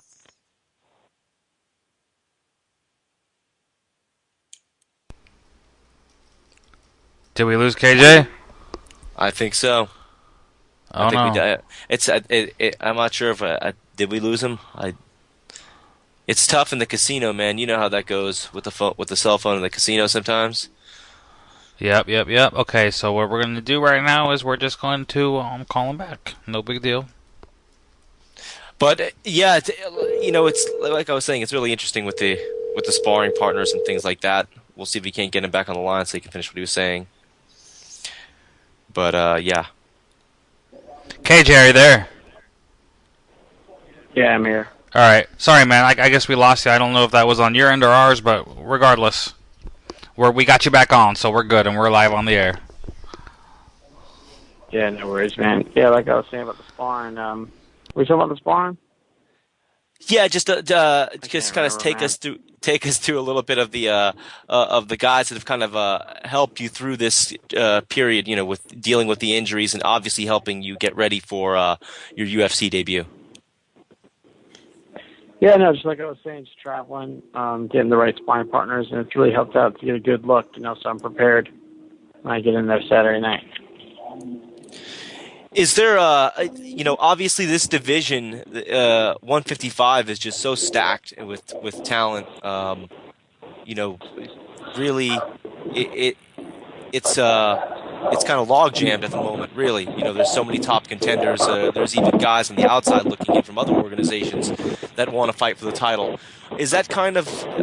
Are you looking at this as like, well, this is I'm making my title run right now. I'm coming to make my statement, and this is, because a win over Donald Cerrone can really kind of push you into the status of where you're going to be asking for top guys and put you into a title eliminator fight. Yeah, definitely. I can't look past him, but he's at the top. He's one of the guys at the top. So I want to concentrate this on Saturday. After I get the win, then we'll move forward and we'll look at what's up next. But yeah, he's up at the top, and that's what's exciting too about finding the top guy. Yeah, I can imagine that would be exciting, KJ. Here's something I want to know. You haven't finished an opponent since 2010, Jorge Gurgel, right? So going into this fight, are you extra hungry to get that KO? Because that really would put the staple on your UFC debut and let the fans know who don't know who you are, although I couldn't imagine anybody not knowing who you are if they're an MMA fan. But if they don't, your UFC debut, perfect time to shine. KO victory, KJ Noons, is that what you're looking for? That's the ultimate, man. I've been dreaming about that. So let's make that a reality on Saturday night. Right on. Okay, so if you have the choice now, let's break down this fight, and I'm going to do it a little bit differently. I'm not going to say how I don't want to just say like how do you visualize this fight going down, because obviously that's a real generic question. So just to throw a different spin on it, this Saturday UFC 160 at the MGM Grand, you're standing across from Donald Cerrone. How do you get the victory, and not only get the victory, but get either fight of the night, submission of the night, or knockout of the night? I mean, what's your perfect world there? Is it before the first round? After this first round? After the second round? When am I looking at cross round? No, the right when the fight starts. First round. Bruce Buffer's calling your name for the first time. King Carl Nunes. Yeah. You know what I mean? Like how do we do this? Yeah. I'm gonna get in there, and once he tastes this leather, I'm gonna see the fear in his eye, like every single person that's been in the ring with me. Right on, KJ. Once they taste it, they're not gonna want to taste it again. Perfect. All right. There we go. All right, brother. Thank you very much for your time with us today. I really appreciate knowing that it's fight week and you got a ton of media stuff and you kind of hopped on here last minute with us. So, man, thanks very much for always having our back on BJPenn.com radio and taking the time out. Best of luck to you this weekend. We'll be tuning in and let's get the post-fight interview. I want to get the victory speech on the air again with you once we get this fight week over with. Okay, bro? Thanks, guys. Have a good one. All right, KJ. Thanks again. Bye. Bye. That's it, Matthews. So what do you think, man? As I run down the card, what do you think of this? I mean, what's going to be fight of the night? Dos Santos Hunt could very well do it, and you know the main event could do it too, dude. Cain Velasquez, Bigfoot. Yeah, it could. Cerrone and Nunes can do it, and I'm not trying to leave these guys out. We just didn't have either of them on the radio. We will get them at some point. But Glover Teixeira and James Tahuna is going to be a lot of fun also. That's an interesting fight, man. You're right, man. I think that I'm not really sold on Glover Teixeira like a lot of people are. I hate to say that, but that's just the way I feel, you know. But those two light heavyweights, bro, they're gonna bang it out for sure. I don't think there's any doubt in anybody's mind that they're not gonna bang it out. It could go either way. That's also a very good and plausible fight of the night prospect, you know. I'm going. I actually really believe in Glover Teixeira and his skills. I think that he is. I think that he's got good power. He'll kickbox with guys, no problem. He loves to do that. Yeah. And I'm not sure whether people realize how much of a savage that fucker is on the ground, but he's like world champion, elite level jiu-jitsu. Okay, yeah. So, that is not going to be like, you know. Here's why I'm skeptical of him. Okay, he's a Chuck Liddell protege type dude, right? So Chuck Liddell, as everybody knows now, he's a retired fighter. He's back in the UFC offices, and I think that he's kind of pulling strings for Glover because Glover's got. I mean, dude, Glover fought Rampage Jackson just a couple fights into the UFC. When was the last time that happened?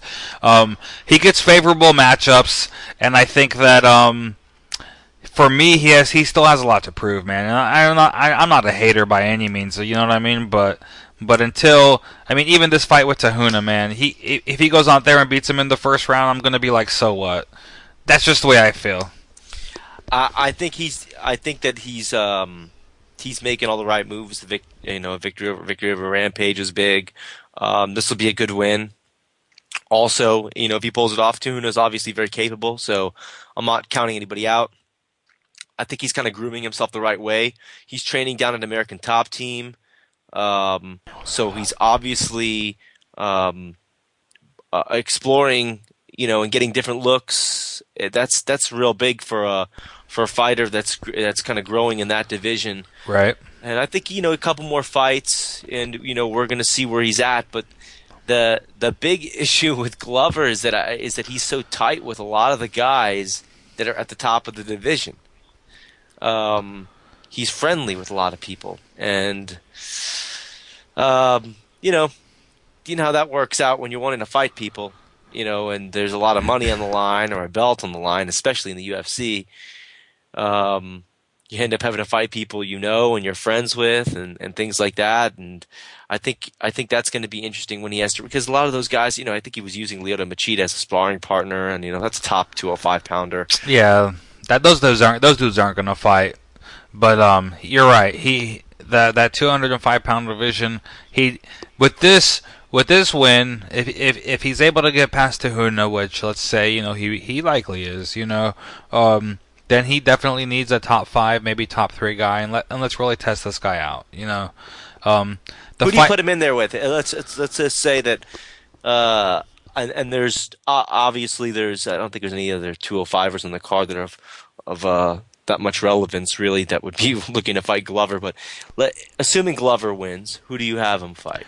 I mean, I guess you could throw him in there with a guy like Rashad Evans or Dan Henderson. I mean, those two are fighting. Maybe he gets the loser of that fight, right? Really kind of get a barometer on where his talent is. Because until he fights somebody like that, a former champion or a world champion caliber fighter, the hype is just hype. He has to prove that hype still. I just don't think he's done it. I don't think he's proven it yet. Right. Are you picking him in the fight against Tahuna? Yeah, I think you have to. Let's go ahead. Before we start running our picks down for this weekend's fight, I just want to give you props, George, because you did pick Vitor Belfort by stoppage in the first round. I don't want to gloat. I mean, gloat earlier. I didn't want to gloat earlier. I was going to bring it up because I was going to gloat. I don't want to say I told you so. But I fucking told you so. Dude, I wanted Vitor to win. Let's not let's not forget my loyalties here. Team Ruka all day, right? But I mean, when I really broke down that fight, bro, I picked Rockhold because, and I told everybody this, I picked Rockhold just stylistically, athleticism, footwork, speed. No, Vitor freaking just destroyed him, and I couldn't be happier about that. You picked it right though. I usually bat 1,000, man. I do pretty good with these fight picks. That was one I definitely called wrong. I said by knockout. And what I figured was exactly. I won't say I didn't see a spinning back kick. I'm not going to say I saw a spinning back kick. Nobody saw that. But what I did think was going to be the problem was the jitters that Javier Mendez confirmed. B, that the speed would be Vitor's speed would be negated because he's a bigger guy. He's carrying more muscle now. But what's not negated is his power. And Rockhold was gonna have a tough time bothering Vitor with fast kicks and things like that. When Vitor landed, it was going to hurt him. And that's how I saw that, especially in the first couple of rounds, man. I mean, he's going to come. He's really explosive. He's got a lot of power, and he can hurt you really quickly. And that's kind of what I saw. All right. You were right, man. You were right. I'm really glad that Vitor won. We need to get Vitor on the show. I don't know what the holdup is here. Maybe I should try to reach out to him. Maybe that's my bad. But it would be nice to have him on the show and get his takes on the fight. I think he's the number one contender, man, at middleweight. I don't think you can deny him that. I think that the UFC needs to give him the winner of Weidman versus Silva. And I thought something that was interesting, what I found interesting was Dana White, according to Ariel Helwani, said that if Vitor needs TRT, he should retire. I thought that was kind of messed up, right? Because Chael Sonnen's his butt buddy or whatever, you know what I mean? And Dana White just kind of picks and chooses, who he wants to attack and what he wants to say about, So whatever that's about. I mean, I'm not here to tell Dana, he's right or wrong, but kind of a dickhead move if you ask me to say that Vitor needs to retire if he needs TRT. Pretty much a bunch of bullshit, actually. Yeah. If you really think about it, for a guy that sits there and preaches like, we're governed by the Athletic Commission. We're the most regulated sport in all of the universe. Well, whatever. Well, here's the fact of the matter, there, buddy. Like the regulation that you're applauding so much is the same fucking people that say it's okay. Yeah. So sit there and shut up and just deal with it. Don't sit there and talk backwards, because this is the same people that you applauded, okay, That you can't sit there and have it both ways. You can't sit there and say, well, they're almost regulated. Well, if you're so regulated, then you don't complain about the TRT exemptions. Yeah. Hand them out. They say it's okay. Let them do it, and that's it. It is what it is. You know, I mean, don't step in and say anything. Let everybody get gassed up to the gills and do whatever the fuck they want. Because that's exactly what it is. So, I mean, you know, that's just kind of my 2 cents on the whole thing. I agree. Now that we're talking about a-holes in MMA, you know, let's talk about Brian Caraway. Well, you know, we haven't talked about him. This whole shit didn't really blow up until after we aired last week. If he would have said he hated fucking weed, he'd be okay. Dude, he went and did that, and he threw himself under the bus. I have no pity for him. As soon as he did that, he fucking opened the fucking door for the wolves. I tell you what, man. When I read his quotes, because obviously I didn't listen to the interview, but when I read his quotes and I heard like when I read the comments that he said, you know, he's like, I don't feel any remorse or guilt for taking Pat Healy's bonus, and you know, I have no pity for anybody who smokes weed. He denounced marijuana and all this stuff. I quickly went on BJPenn.com, wrote a story, called him a douchebag. You know, I stopped short of calling him the biggest douchebag in MMA, but I kind of feel like he really is the biggest douchebag in MMA, and I haven't been a fan of his since he was fighting with Ronda Rousey on Twitter, saying that he would knock her out and all this shit, right? Or I can't remember the exact quotes, but he was like, yeah, you know, if you want to step in the cage with a man, I'll treat you like a man, and all this chauvinist crap. And this is a woman, and whether you like Ronda Rousey or not, she's still a female, and he's a guy fighter, and he was going tit for tat with her in social media, and I thought that was a real douchebag move. Then he comes out with the weed shit, you know, another douchebag move, and then we find out this guy elbowed Kat Zingano. You know, he allegedly sold PEDs to a Bellator fighter's roommate, and man, I mean, I don't know why he's trying to deny any of this shit either. Here's the thing. Code of conduct, UFC. Code of conduct. Nate Diaz says the F word. Brian Caraway elbows a female, threatens a female. You know what I mean? Allegedly sells PEDs. Where's the code of conduct with that stuff, man? You know what I mean? Yeah, I think they're just gonna go by. Well, we saw Nate's tweet. It's tangible. It's there. The rest of it's hearsay. The problem with Brian Caraway saying, "Oh, well, that's the biggest bunch of bullshit. Why are they just coming out now and saying it?" No, dickhead. They've been saying it for the past month, actually. And on top of that, they've actually there's actually witnesses that saw. It's not like there's one person. It's just Kat Zingano. It's not just her word. There's like multiple people that were there that are verifying and say, "Hey, you did it. You know, you did it." So I don't know. It's whatever. It is what it is at this point. But yeah, he's definitely not endearing himself to the fans. But you know what? Nobody was talking about him before, and people are talking about him now. So yeah, we're talking about him right now. You know, I'm gonna go ahead and say it. Brian Caraway, biggest douchebag in MMA. Until somebody trumps him, he's the biggest douchebag in MMA. I was gonna write this whole story about it, but honestly, it wasn't even worth my time.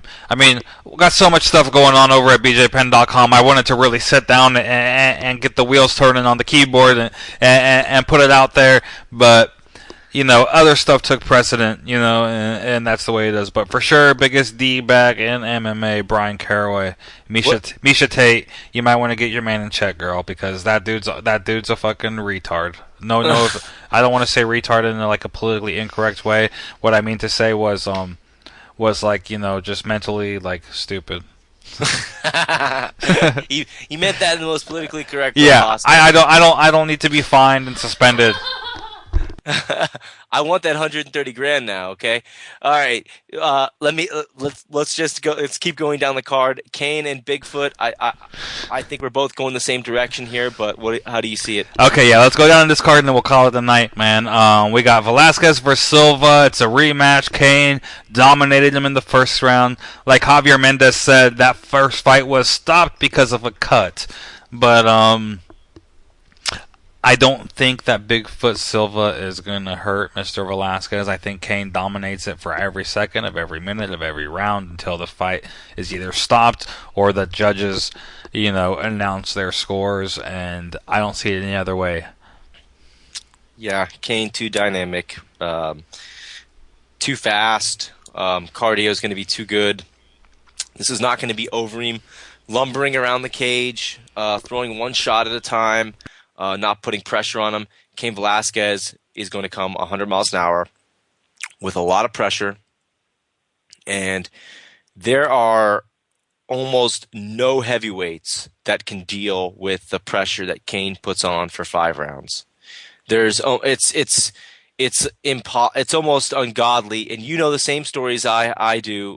Hav will sit there and talk about him, but he's legendary for outworking welterweight and lightweights inside the gym. Like there are lightweights that are quitting and running off the mat before Cain does, and Cain's a heavyweight. Well, that's a really difficult attribute for heavyweights. The ability to put that kind of pace on and I don't think it's going to take 5.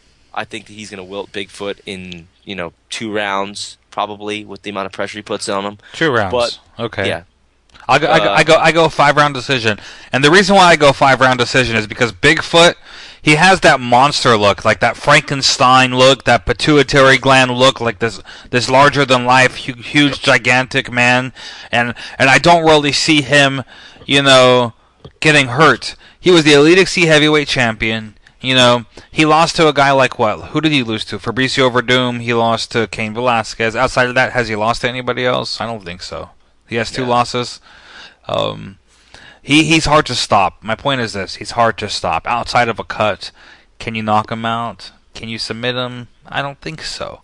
So Cain Velasquez, what he does bring is he brings a dominant game in the stand-up, in the clinch, the wrestling, the grappling, everywhere else the fight goes. Cain's the better fighter. He's got a loss he lost to Daniel Cormier too, and he's got. Okay, yeah, you're right. He had a loss earlier in his career and things like that to Pele. But as far as I just he presents some interesting challenges to certain heavyweight fighters. The problem is that Cain is not the standard heavyweight fighter.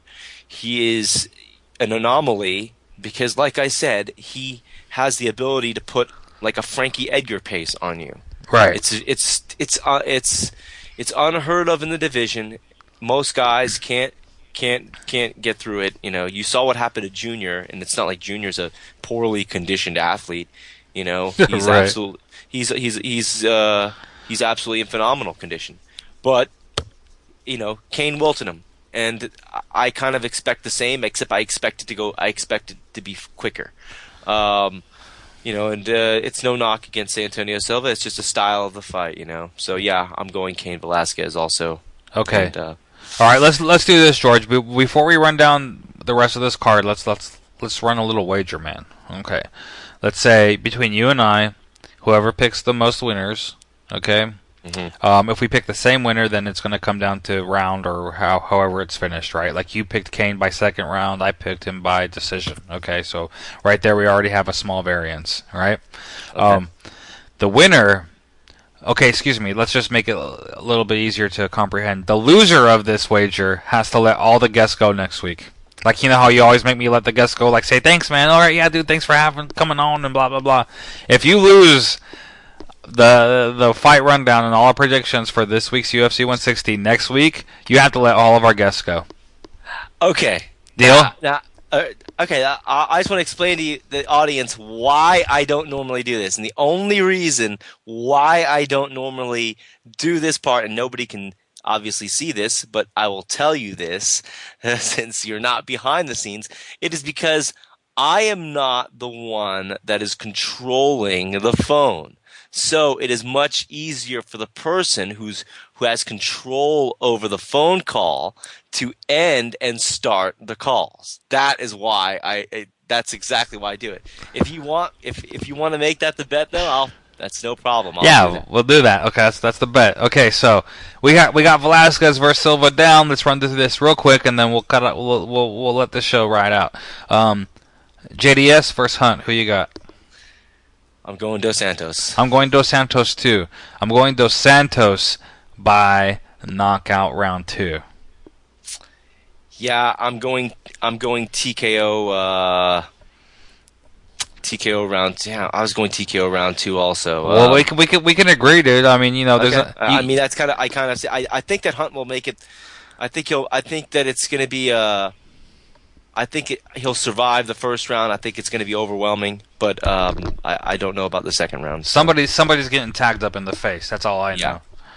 Okay, Glover versus Tahuna. I got Glover. You know what, man? I'll go out on a limb here and I'll say first round TKO or KO. Glover Teixeira. Yeah. Really? Yeah. Okay. I think he outclasses Tahuna. That's what I think. Glover.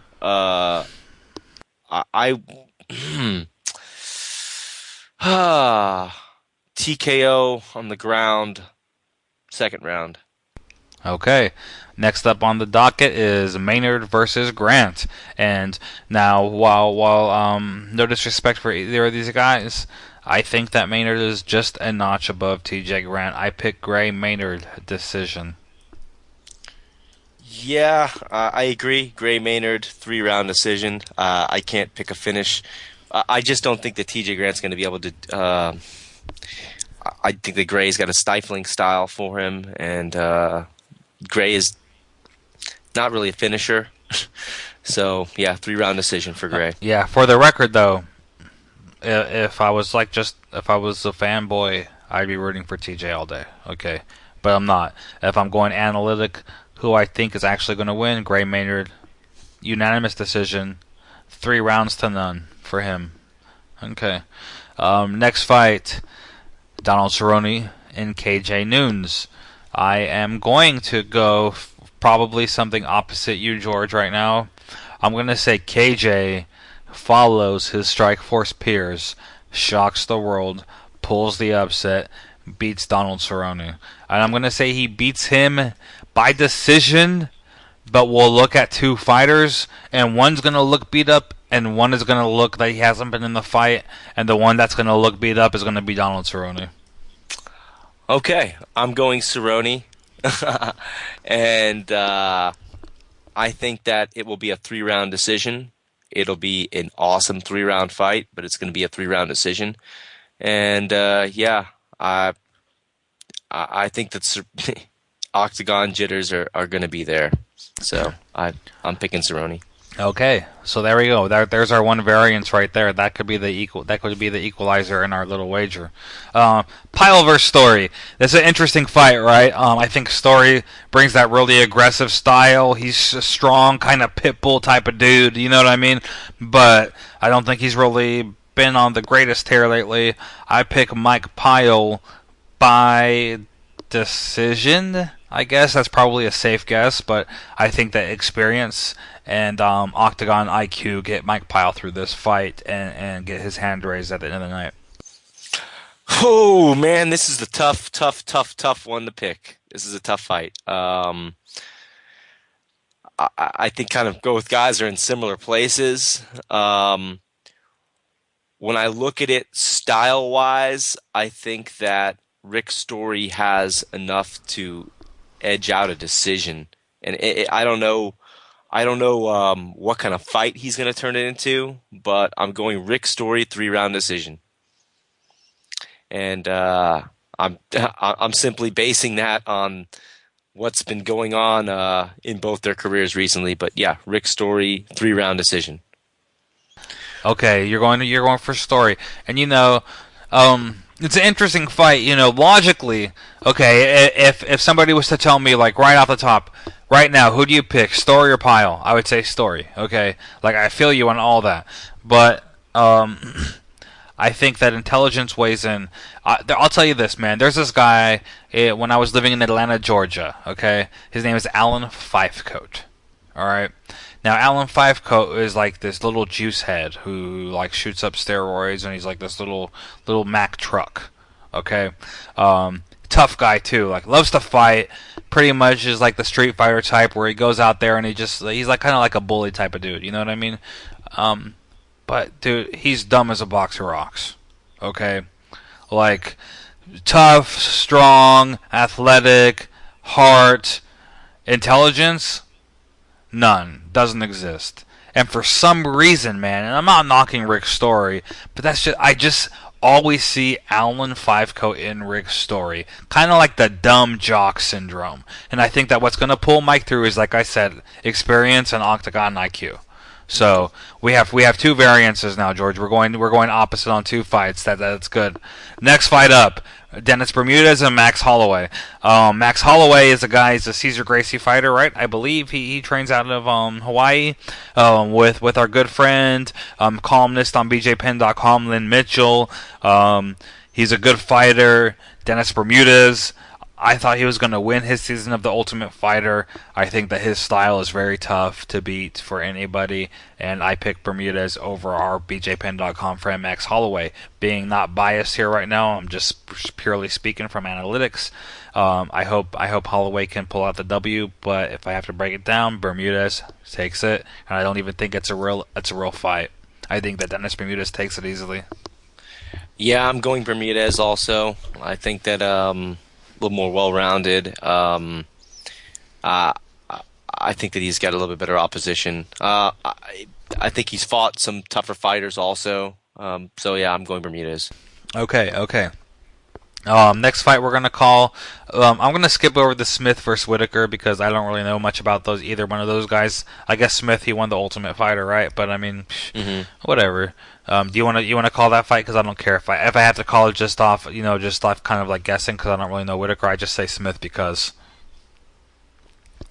If you're just I'm gonna go Smith. I'm going with the winner of the Ultimate Fighter. Yeah, they're gonna build him up. He's on the prelims. He's on the FX prelims. They're gonna give him a fight. That he has a high chance of success, and that's pretty. I think it's pretty common for Ultimate Fighter winners.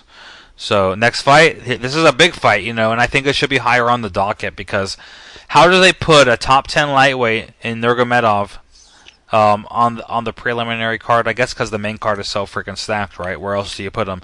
But he's fighting Abel Trujillo, who's a black zillion.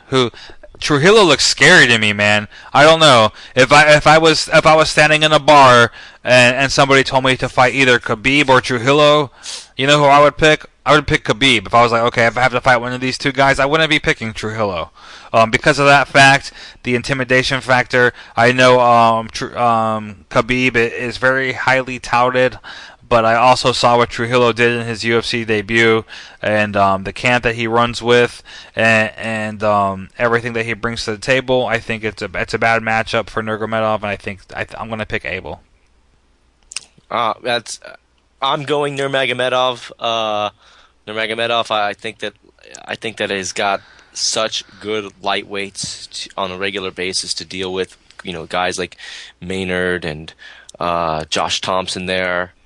I think that he's he's going to make his little run right now. I'm not sure how far the run is going to get, but I think that he's going to kind of position himself as a guy that can put on good, entertaining fights in that division. And I'm going Nurmagomedov. What I really thought it was interesting when we had Javier Mendez on earlier tonight. He wasn't really down to put his stamp of approval on Khabib. You know what I mean? Like he was like, do I put him in the same class as a BJ Penn, as a Cain Velasquez, as a Daniel Cormier? He goes, no, he said he couldn't do it. Everybody else seems to be doing that, but I find that very telling, man. You know what I mean? And that was a very honest answer, because when are you going to get a coach or a head trainer or a leader of a team to not give their full-fledged support for a fighter? It's when you have somebody that honest, you know what I mean? Like somebody who's really just speaking the truth. He's not, as a coach, he didn't sound like he was 100% sold on Khabib. Well, I'm thinking that might have a little bit to do with how much time he's been able to spend with him himself, to kind of to really see. I think that it's kind of a new addition to the camp, and that may take it may take a little bit to kind of run through that assessment and see what's up. But it's not like there's BJ Penn's and Cain Velasquez is falling off of the tree, man. I mean, come on, that's like one in how many million do you get that ends up like that? So it's not like it's an unfair comparison to begin with for pretty much any fighter, even of the top guys now. They're like, oh, I can't. I'm no B. Even Ben Henderson last week said I'm no fucking BJ Penn. Okay, that's the UFC lightweight champ. So right. There's, there are certain guys that come along, and I think it may be a little bit unfair to kind of compare him, especially with somebody who's got 3 appearances in the UFC. I mean, I know he's got a lot of wins. I know he's put together a hell of a run and things like that, but it's still only 3 wins inside the UFC, and until you do in the UFC, you haven't really done shit. So, we're gonna see. I'm going Nurmagomedov though. Okay. In a hell of a fight. But so, yeah. So we have 3 variances now, right? Is that 3? Yeah. Okay. Yeah. That's 3. Next up, Steve Wonderboy Thompson versus Burrell. I'm just gonna go Thompson because I don't really know who Burrell is. That's my bad if I don't really know him. These are the Facebook prelims. Thompson, the Wonderboy, pretty flashy fighter, right? Karate stylist, and I think he wins it. Yeah, he's somebody that's kind of like he really kind of needs a win at this point. Two in a row might get him the axe. So I'm not sure. Again, it could be a tough fight. It could be a tough fight for him. I'm gonna go out on a limb here, and I'm gonna go the opposite way. I'm gonna go with Burrell. Okay, what do you know about Burrell, or is this just kind of like a gut check move for you? Because we got something on the line here, George. So I mean, break it down for me. Why are you picking this guy? I'd say just based on the coming off a win, he's got a win in the UFC. He's not going to be under so much pressure to. He's not going to be under as much pressure as Stephen Thompson is. He's got more experience too. You're talking about, probably, almost, another five fights, and another 5 fights when you're 6-1 in your professional career, and and the guy you're fighting has got 11 fights, 11 or 12 fights. That's a big difference, and that's kind of what I'm basing it on. Okay, sounds good. So there's another variance on our picks. The fight card gets interesting. This is the last one, right? Was it? Yeah, the last 2 fights, man. The last 2 fights are good. Honestly, they're the Facebook openers for the Facebook prelims. You have George Roop and you have Brian Bowles. I don't know if people know Brian Bowles. I think most people know who George Roop is, right? But Bowles was a former WEC champion. He was the first guy to knock off Miguel Torres when Miguel Torres was considered one of the pound-for-pound best fighters in the world. Do you remember that, right, George? I mean, Miguel Torres, what kind of streak was he on? Like a 20, 30, 40 fight win streak? I don't know, but this guy was just messing up everybody. Brian Bowles comes in and just laid hands on him and put him away, and Miguel Torres never was able to recover from that. I mean, Miguel Torres is not even with the UFC anymore. It all started with Brian Bowles. He was the guy to knock him off. If people don't know who Brian Bowles is, it's only because he's been injured and he's been plagued with injuries. But this is the guy that was the bantamweight champion of the world. He was the number 1 bantamweight fighter in the world. I think it's a big step up for George Roop. I think easy pick here, easy money, Brian Bowles. He's also an Atlanta guy, George, so I don't know if you want to go against your hometown guy. I'm afraid I'm going to have to go against my hometown guy. Ouch, dude. Where's your loyalty, bro?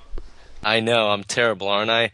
And I'm sorry, but I'm going to I just have to base this on simply time away from the cage. You're talking about 18 months or so removed from from a professional fight inside the UFC.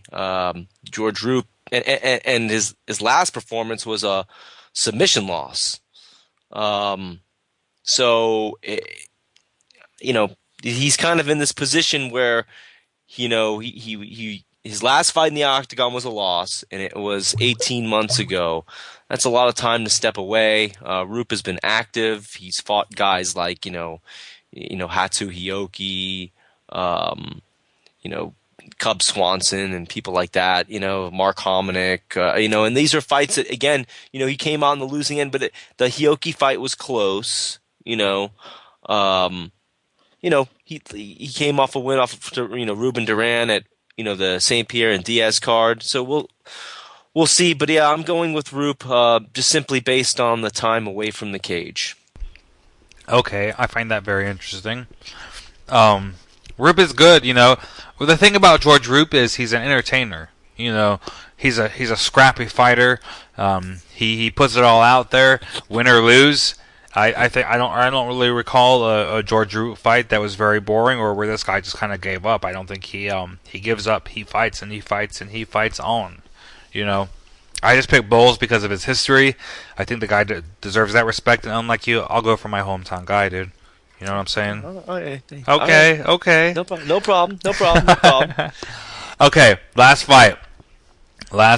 Stevens, that's Jeremy Stevens versus Esteban Payan. Easy fight to call. Jeremy Stevens, he needs to win. He'll get the win. If he loses, he's out of the UFC. Esteban Payan maybe boasts a little bit of a better record, but outside of that, I think that he's getting fed to Jeremy Stevens just to keep his contract alive. Jeremy Stevens I'll say modestly by decision just because. Well, this is a big step up in competition. This is a tough fight, man. And honestly, if this fight was being contested at 155 pounds, I would pick Stevens, no questions asked. But this is going to be the first fight at 145. I don't know how the performance is going to be. But in the same token, this is this other guy's first fight in the UFC. I'm going to go Stevens. I don't know how it's going to end. He could look sluggish in there. I don't know. It's tough to say. But I'm going Stevens. But I wouldn't be surprised if it was an upset simply based on some sort of intangible that went on. Right. Here's what I see, okay? The UFC is a business, okay? And I'm not saying that it's like this for every single fighter and every single fight, but they do pull for certain fighters because of their ability to connect with fans, the fans, the fighters who fans know the most. And I think that the matchmaking department out there kind of gives some guys a favorable matchup when they need it, right? Jeremy Stevens hasn't looked that great as of late. He's down 3 in a row. He lost to Anthony Pettis, Donald Cerrone, and Yves Edwards. But he also was well documented. Remember before that it was before the Yves Edwards fight. He got locked up on assault charges. The UFC gave him the legal support and the money and everything like that to fight those charges, get him out of jail, and put him in the fight with Yves. They really have his back as a promotion, and I think that this fight is being given to him. That's what I think. So I picked Jeremy Stevens by easy win. I could be wrong. I look at when I don't know the other guy. Like honestly, I don't know anything about Payan, so I can't really say like how awesome this dude is or how crappy he is. I don't really know, but I'm going off what I know about the UFC business model and the fact that Jeremy Stevens is a marketable fighter. He's a well-known face in the UFC, and they're going to try to keep him around. They're going to justify that by giving him a win, giving him a fight against a guy who he can beat, and get out of his 3-fight skid. Yeah, I'm going to go Stevens. I'm going to go Stevens also, like I said, but it's a fight that there could be intangibles in there, and there may not be, but it's when guys are dropping when one guy's dropping to 145. For the first time, and the other guy is getting in his first UFC fight. It's like things are up in the air. You don't know. It could go either way. But yeah, I'm going to go Stevens also. So I guess we can agree on that one, or whatever it is, so to speak. I'm not sure how that one will go, but like I said, it could go either way. It's an interesting fight, George. Now, before we kick off the air, this is really crazy, man. I don't know if it's my clairvoyance coming out or what's happening, but do you recall, Mr. Matthews, when we were just talking about my good friend in Atlanta, Georgia, Alan Fivecoat, when I was comparing him to Rick Story? Rick Story kind of reminded me of Alan Fivecoat, maybe like this real tough kind of buff dude who's always down to scrap, but maybe makes some poor decisions. Maybe not the smartest guy in the world. He's on the line right now, Alan Fivecoat. Alan Fivecoat is on the air with BJPenn.com radio right now. I can't even believe it. He called in. I don't know if he was listening to us or what's going on, but when I saw him hit the switchboard, I connected him. He's live right now. Alan, what's up, bro? Oh, not much, man. Just sitting here looking at the moon in Atlanta. Wow, that's crazy. Now tell all of our listeners, man, because we have a lot of listeners, brother. We were just talking about you. They all know we were just talking about you. This is the real Alan Fivecoat, correct? This isn't just